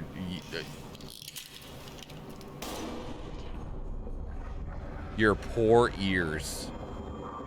Oh my god, that person is now deaf. Like, that person just raw shot a freaking bullet at a door 2 feet away from him without ear protection in a hallway. That motherfucker is deaf. This monster you hear, that's just his hearing now, because he blasted out both his eardrums, so he just hears strange sounds all the time now. Congratulations to him. Fire and explosive gameplay. Someone locked that door for a reason. I don't think the monster cares.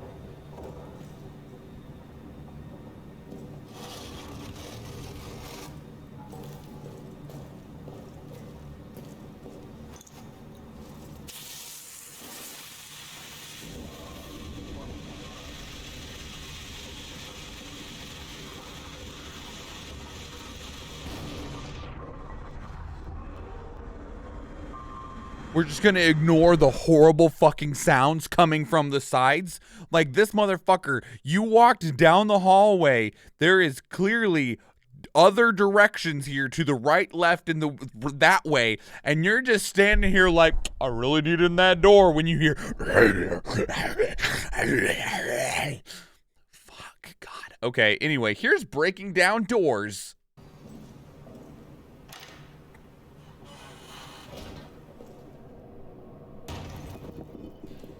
Damn, good throw.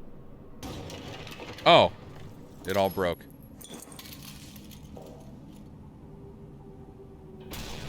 You're dead. Fucking hate watching grenades in video games.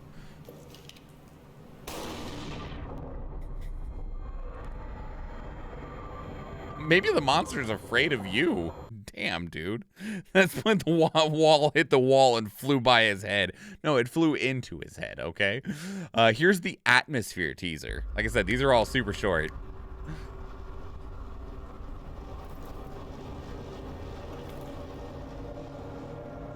Where are you going? Hey, guys. What's going on? That one sucked. All right, gas grenade gameplay.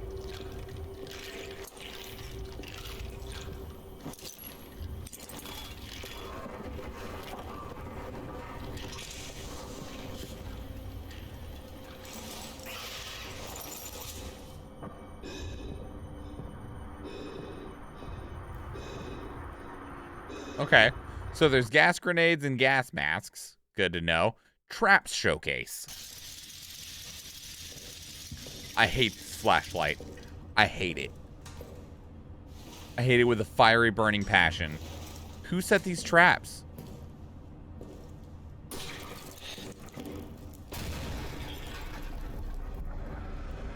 Someone who is either trying to kill him or was trying to kill the monster. All right. Monster encounter clip. Oh boy. Yay. I'm so ready to see this horrible monster beastie man. Oh. Oh, vive la France. Oh. Stop throwing things. Ah, you got some turpentine?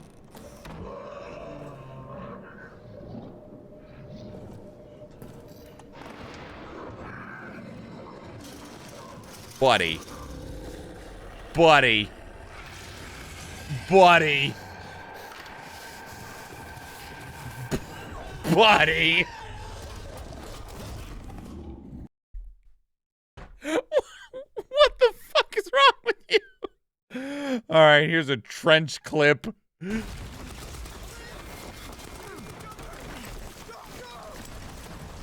All right, you're in a World War I trench. Congratulations. This is, I'm presuming, before you ended up in the bunker. Oh, that's good.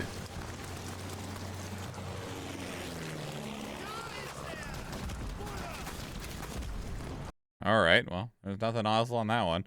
And now the story trailer. This is the last one.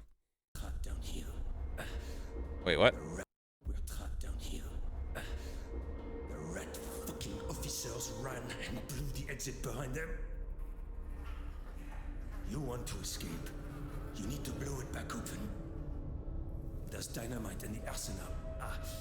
And a handle to trigger it. Get them, and you can make it out. Shit. That thing, it's coming for me.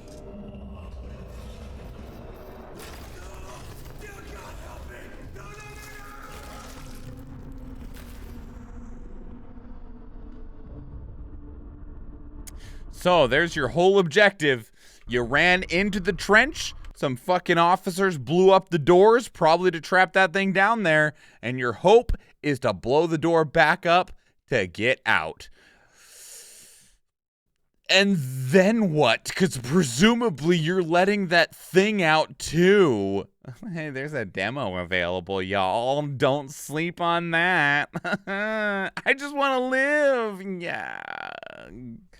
Man, you know how much it sucks to be that guy? You're already in World War I, which at the time wasn't called World War I. It was called the Great War because it was going to be the last war that we ever had. It's the Great War. We don't need any more wars after this one. It's the greatest. The Great War. And you were in the fucking trenches, which is the worst fucking place to be. And then you got chased into a bunker, abandoned in the bunker, and now there's some sort of horrible demon monster in there. Like, bro, you drew every short straw. Because even if you survive, you're still in the trenches of World War I. Like, it's just every short straw. They're all short. Somebody was like, all right, whoever pulls the shortest chopstick wins, and you showed up with a box of toothpicks, and you're like, fuck. Like, I'm sorry. Camera, work with me, buddy. Jeez. So, yeah, that sucks. Whoever wants to play that, not me, have a great time. I hope that you enjoy it. I hate everything about that, but I will enjoy watching you play it, Athena. We might be able to hide, and there are a lot more soldiers to shoot at topside and grenades. I don't get the impression that thing cares about bullets. Maybe there's just not enough bullets to do anything. To do enough damage to it. But yeah, they got tanks. Yeah, maybe tanks can help. Anyway, so that's Amnesia the Bunker. I don't know if it's releasing on everything bar the Switch. Available. This says May 16th. That's a lie. It got delayed a few weeks. It's releasing June 6th or 5th, depending on where you are in the world. So yeah, it is going to be available here in like a day or two. So yeah, Amnesia the Bunker. Go check it out if you want to have fun. I will sit right here and I'll play my cute anime story games. Yeah. Anyway, so let me know what your thoughts are. If you're a fan of Amnesia, or if you're not, or if you're just now finding this for the first time, let me know what your thoughts are down in the comments below. If you can't tell, I like to talk, and I'd love to talk some more. And if you want to talk with me, two great places to do so are Discord and Twitter. Hit me up. Let's have a conversation like we've been having a conversation with chat right now. Welcome in, Enough. It's good to see you. Because we did record this video live on Twitch, where we stream 4 days a week, and I would love to see you there. If you enjoyed this video, please leave it a like. If you want to catch future videos, please subscribe to the channel. If you watch one of the other videos on the channel, or if I see you in the live stream, thank you and enjoy.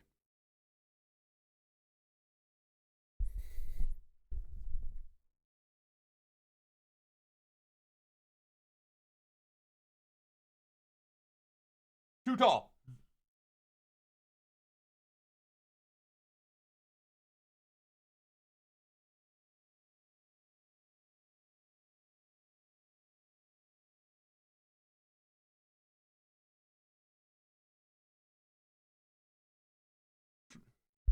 Trying to see if I could get it to like shine enough light on my eye, but it looks dumb, so it's fine.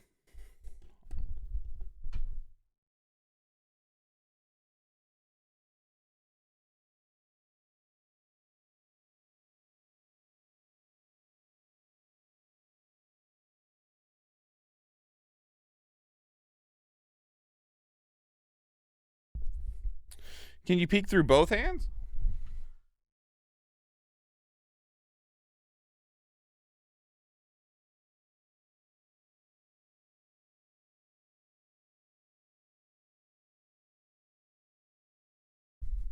Like that? And hello, Enough. I'm good. We're checking out some games that look great. They look fantastic. Unfortunately. What do we got here? Put the high ground like right here. That game looks scary as hell. Yeah, that game legitimately looked scary as fuck, and I hate it.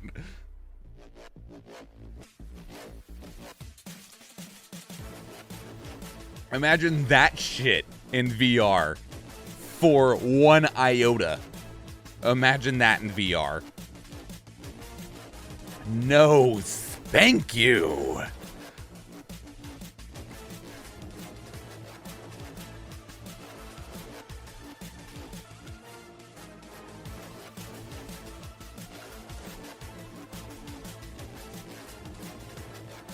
That game looks awful. Simply terrible. I hate it. Alright. One Buster, going to Wenzel. Most kills to Athena, followed by Bertoni. Bertoni! Most assists going to Bertoni, followed by Athena. I have 2 of the Amnesia games, and I have not played them. That's probably for the best. Alright, this is going to be last here, everybody.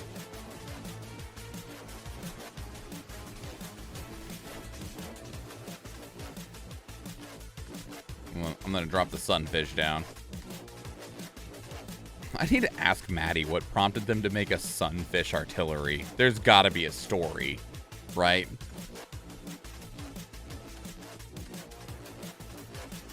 Okay. All right, we got one more.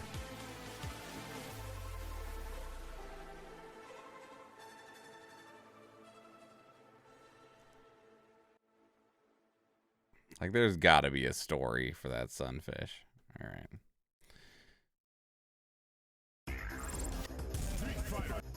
Calm down. Street Fighter. You can't calm Street Fighter down. Shit.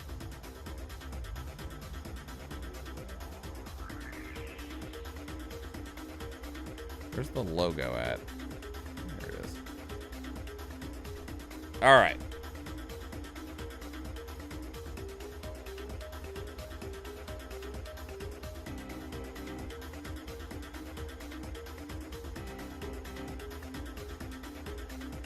He's on fire! All right. All right, everyone. Put in your YouTube swans, your Pog swans, your Reswans, or whatever other emote fits your fancy, whether it's from my channel, your channel, or anyone else's. Way to say hi to the new video.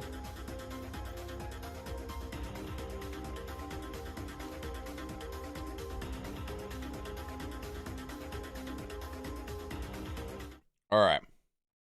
I'm back. Here we go. Greetings and salutations. My name is Michael Schwan, and today we are checking out Street Fighter 6.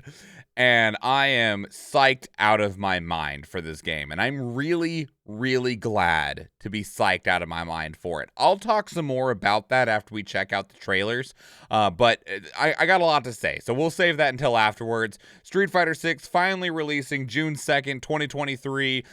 We did check out some of this before. I'm only including the announcement trailer and not the other stuff that we checked out. And then I have the new stuff that we haven't checked out since the last time we did a Street Fighter React video, which is about 4 extra trailers worth. So let's go back to when it was very first shown off. How long ago was this game shown off? June 2nd, 2022. It's coming out 1 year after its announcement. Gotta love it. Here we go. Capcom, top of their game. Get it? Do they make video games? You can shoot me. It's fine. I understand.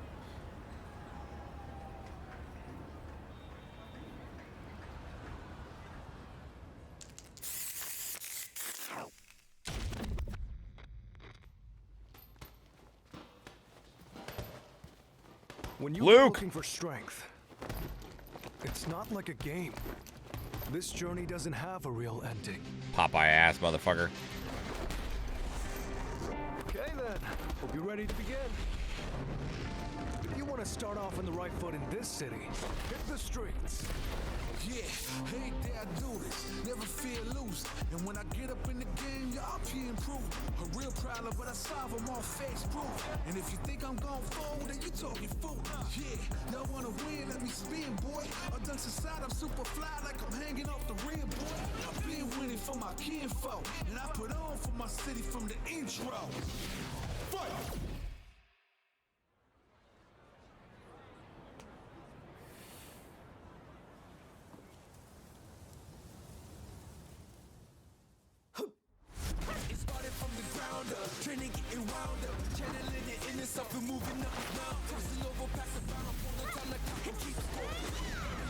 Capcom decided to make their own graphics engine. They made the RE engine and then just haven't missed since.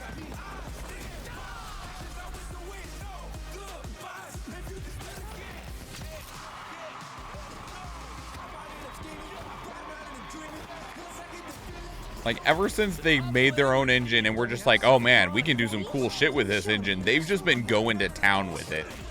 Made Monster Hunter in it, making the Resident Evil games in it, making Street Fighter in it, Exoprimal's in it. We'll see how Exoprimal lands.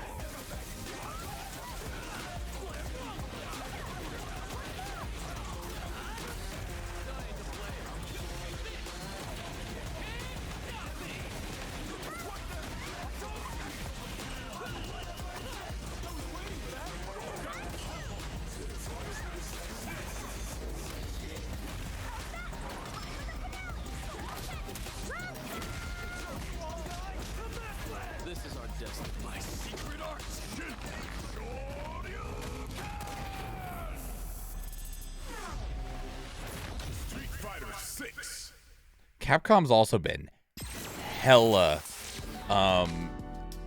confident. I didn't want to say arrogant because it's not arrogance if you can actually back it up, right? Like, if you can back up all your fucking talk, it's not arrogance. It's just confidence. I'd be sad if I made something that had to use someone else's engine instead.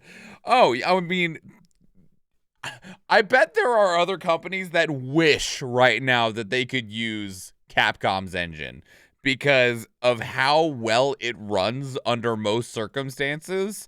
I mean, because most people are using either Unity or Unreal Engine.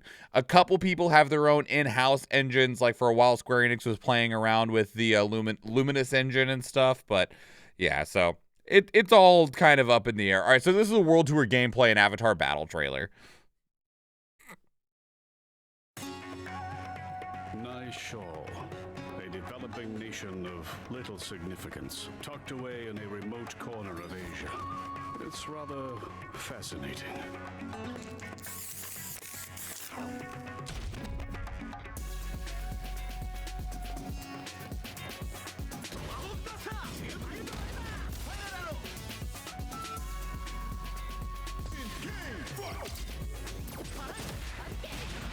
Yeah, you can create your own avatar and just fight randos on the street, you know. Proper street fight. Did you just get owned by a drone and a fridge? My dude. What are you buying? What are you selling?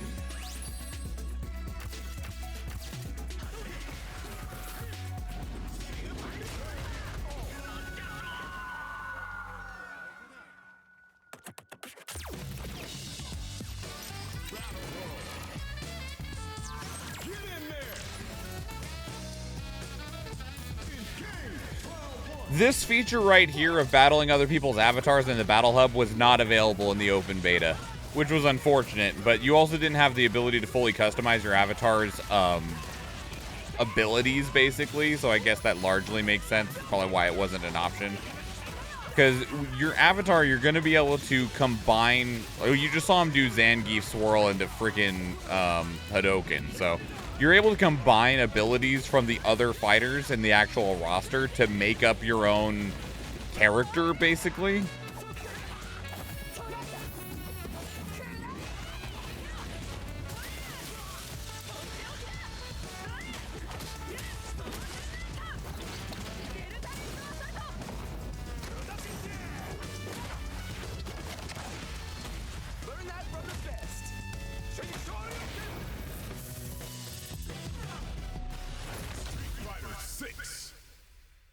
Very cool. Very cool. All right, we got some more. So this is just a short trailer showing off the Year 1 DLC. Much like I said, I was talking about the confidence that Capcom has. They announced Resident Evil 4 with its release date. And what I mean by that, before they showed off what the game was, they said the day it was coming out. They're like, yeah, March 14th or whatever the day was, you are getting Resident Evil 4 Remake. Everyone's like, God damn, Capcom, the balls. And they're like, yeah, and we released it on that day too, and it was fantastic. Aki's a new character. Rashid's returning. Ed's returning. And then Akuma, of course. But Aki's a new character, and that's interesting because Aki looks like they might be connected to Fang. Also, here's the other part of this, right? Is that Schwan over here admiring balls? Yeah, damn right. And not even ashamed of it. This is the Year 1, right? That's how they described it. They didn't describe this as Season 1 DLC. They didn't describe this as they described it as Year 1. And they have these characters blocked out of a new character every 3 months. Now, Street Fighter V was released in 2016, I think. And so that was 7 years ago. And it actually got 5 years of DLC and support. Now, video games are taking longer and longer to make and develop. And the fact that they're calling this Year 1 DLC instead of Season 1 or Character Pass 1 makes me wonder how many years they have planned for Street Fighter 6, because part of me inside feels like the answer is 6 or 7, because with how complete of a product Street Fighter 6 is looking, I feel like this is going to be what we get in terms of Street Fighter for a decade. I don't think we will see Street Fighter 7 until 2030 at the absolute earliest, if it's not even later than that. I'm not upset by that, and I'll talk some more about that in just a minute, but we got two more trailers to watch. So here's the Your Story trailer.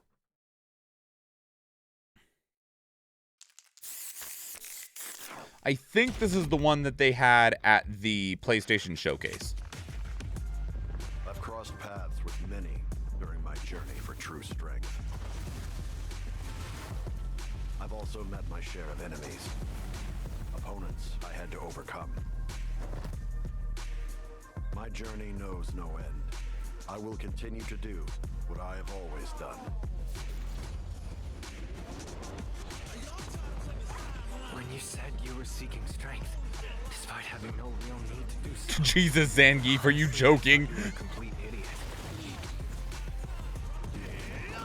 Masters, he was set up.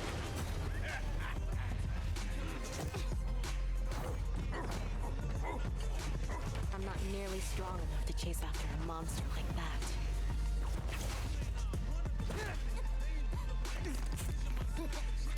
It's probably worth looking into this nice shawl business. That power seemed to be the Satsui no Hado. Was it simply a trick of the senses? Bison, he attempted to set the world under his heel through violence. A veritable madman. When you go looking for strength, This is a really cool trailer. this journey doesn't have a real ending.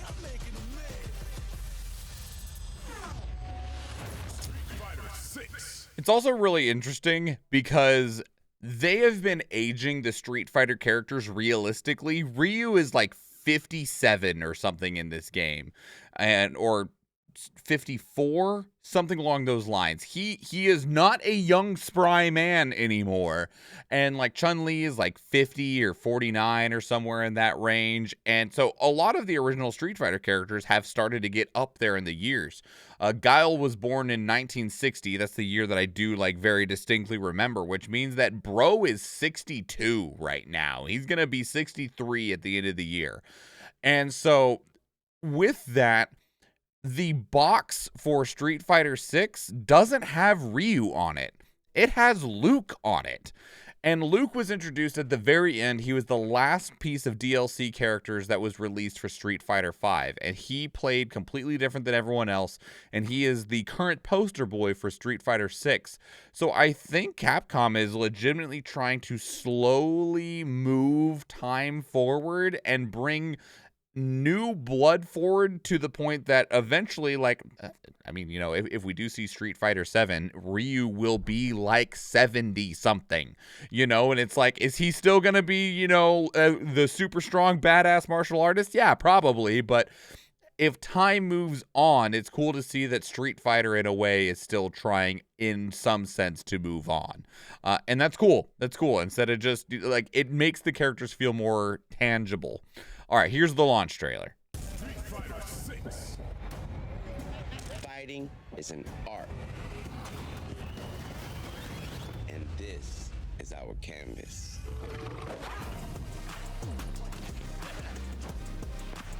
That dude had demon wings. Here, we flex our style, our passion. Bro's got a jury tattoo. Our creativity.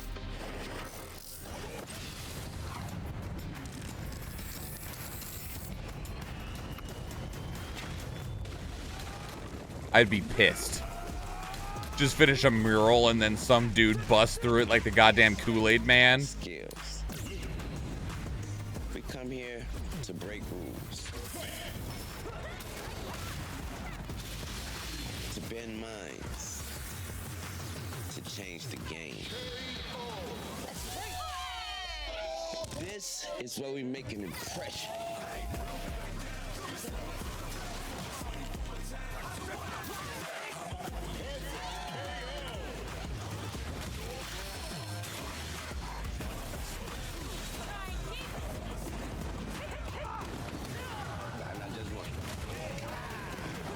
This is where we make our masterpiece.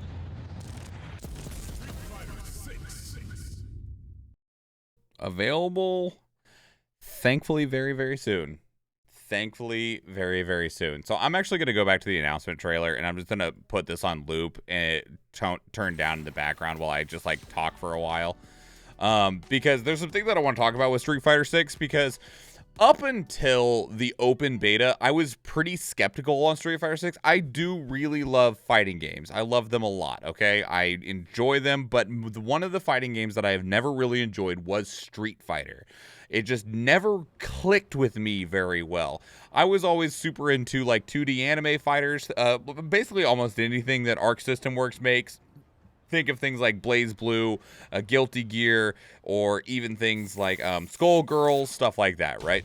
And I did like Tekken a lot, but things, or in Soul Calibur, but that's actually completely different. But anyway, I never really clicked very much with Street Fighter.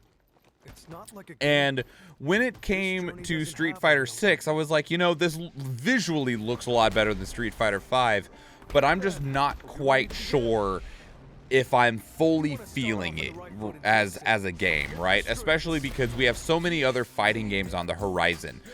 It's about to be a fighting game renaissance as a whole, because we got Tekken 8 coming out soon. We have Grand Blue Fantasy Versus Rising coming out soon.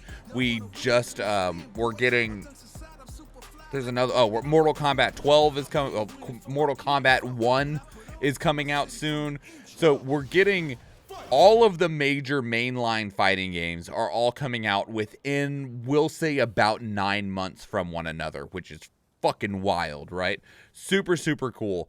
And Street Fighter is opening, essentially, for everyone else, which kind of makes sense, right? Because it's fucking Street Fighter. But at the same time, with the modern age of video games, I have such a strong expectation for what you're going to get out of like these big budget AAA $70 titles. Like, you gotta bring some fucking game if you want me to drop $70 on your title.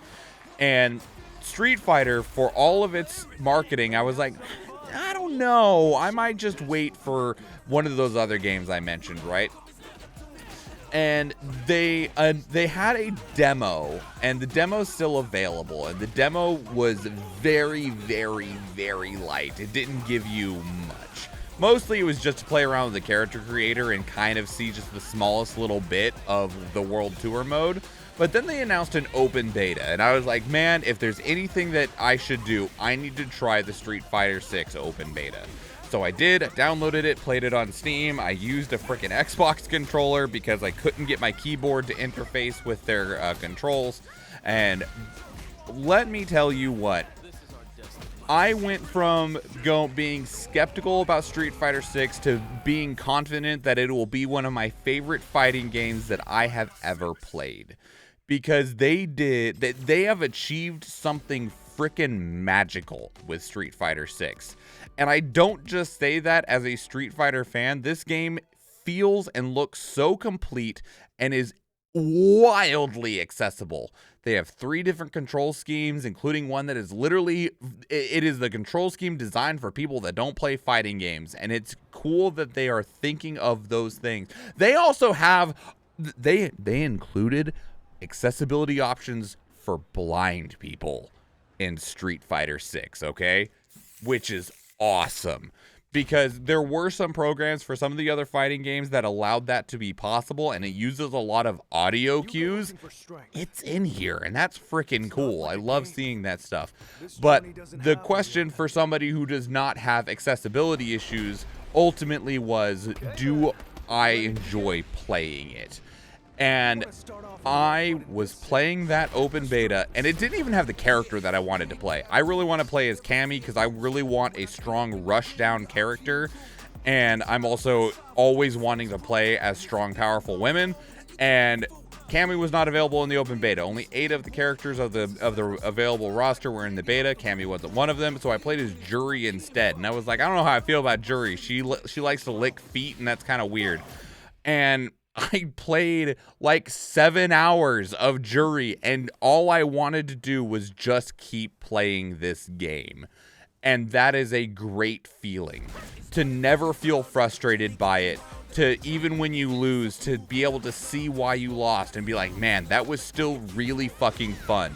Do you know how hard it is to design a fighting game that is fun to lose in, that you just don't feel like you're a piece of garbage in? That is hard to do. Because I've played a lot of fighting games, and I've played them against people that are better than me, people that are worse than me, people that are on the same side, where you're just trading games back and forth, and it can still feel like crap to lose. And I was playing Street Fighter 6, and they had no matchmaking. It was just raw games in their little lobby space, so you were getting all kinds of skill levels. And I was playing against people that were like on my level, below me, and some people that were wildly better than me. And the mechanics of this game, systematically, with like the drive impact that we just saw, drive rushes, and how clear and concise this gameplay is, to where it's really easy to read, made this game immensely fun at every moment. It always was just feeling great to play, which is awesome. And they've done incredible work here. Capcom is at the absolute top of their game. They are killing it in every direction right now with their fighting games, with Monster Hunter, with Resident Evil. They just are just getting W after W, hit after hit. And I'm super excited to play this game and to enjoy the ever-living bejesus out of this game and to get to see what they do next. Because right now, with how much they've done and how much they've achieved since they switched to that RE engine, man, I cannot wait to just see. Like, Capcom went from being one of the most like fallen, you know, angels of the video game like society to rising back up above the clouds, and it's crazy to see just how far they've come in that way. And I'm so ready for anything and everything that they have next. But now that I got done gushing about all of that for a while, this release is June 2nd, which I think is like tomorrow. And yeah, so I'm excited for Street Fighter. I'm going to be playing a whole lot of it. I'm looking forward to it, and I strongly recommend trying it. I unfortunately, I feel like the demo is just not as good of a taste as that open beta was, because there's so little in it. But if you have even the smallest iota, inkling, modicum of interest in fighting games, I strongly recommend giving Street Fighter 6 a try, because they have made this game accessible and entertaining on a way that I have never seen a fighting game before. And so give it a try. But anyway, that's Street Fighter 6. Let me know what your thoughts are. If you're a fan of Street Fighter, how you feeling? If you're a fan of fighting games, how you feeling? If you're not, one, thanks for sitting through me just being like, I fucking love this shit for the last I don't know how many minutes. But thanks for listening to me just blobble on through all of that. How you feeling? Put all those thoughts down in the comments below. If you can't tell, I like to talk, and I would love to talk some more if you want to talk with me. And two great places to do so are Discord and Twitter. Hit me up and we can have a conversation, kind of like the one we've been having with chat, because this video was recorded live on stream, because we do stream on Twitch, and I would love to see you there. If you enjoyed this video, please leave it a like. If you want to catch future videos, please subscribe to the channel. And if you watch one of the other videos on the channel, or if I see you in the live stream, thank you and enjoy.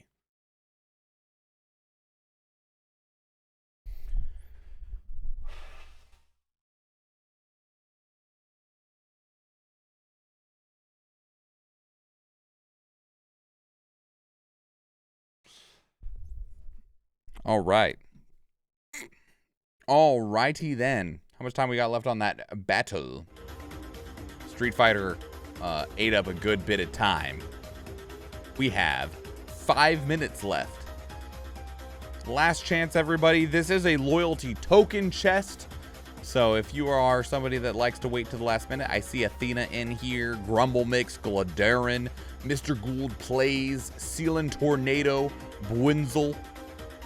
If you want to jump in, get yourself some extra tokens. We still got 8 days left on Elemental 2.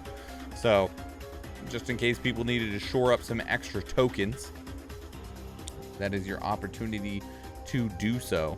So does Street Fighter actually release on the 2nd, or is it being released in a way that I'll be able to play it on the 1st? Street Fighter 6. Oh yeah, here's another thing. Street Fighter 6 is only $60. I say only, like that's not a normal price. But the fact that it's not $70 is awesome, okay? It will be available on the 1st. Probably later in the day on the 1st, but it will be available on the 1st. So that's cool. I like that. I love it. All right. Oh, man. All right. So it is approaching midnight here in Alaska, but that means that there is a question to be asked about who else is still online. So let's go take a look, because we're going to need to raid out of here in just a minute. Shut up, me. And then, yeah.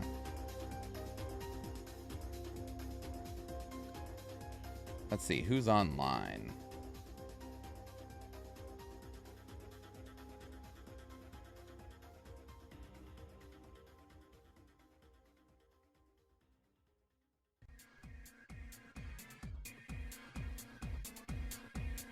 Persona's got such good music. Vanishard jumping in with that Shadow Rem. All right, I'm going to go ahead and start the battle. I know where we're going to go. Drop this high ground for that Sunfish.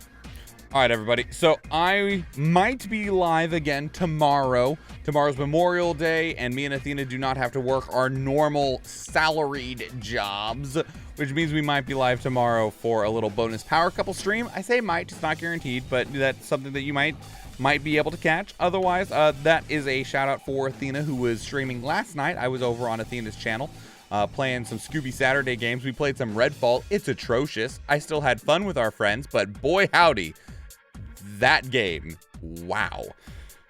I will be back normally on Tuesday. We should be starting up After Us. I looked, and that game is not very long. It's just a heads up if you're curious. It books in at around like 8 or so hours, which is about what I expected. So be sure to drop a follow on the channel if you want to catch that. We'll probably be playing some Street Fighter after that, because I'm just gonna want to play that so freaking bad. But anyway, yeah. So there's all the socials. You heard me say it a whole lot. I like to talk, love to talk some more. Go follow me on Twitter. Go hit up the Discord. This is the raid message. We are going to go raid one Rio09 and go hang out with them, because I got to edit a video tonight. I don't have to wake up in the morning, so I got some other stuff that I'm probably going to do tonight. But anyway, so there's the raid started. Let's open this up. We got 2 vampires going to Grumble Fix. And yeah, thank you so much, everybody. This has been a fantastic and fun stream. I appreciate it a lot. And I will see you next time. Thank you so much, everyone. Bye.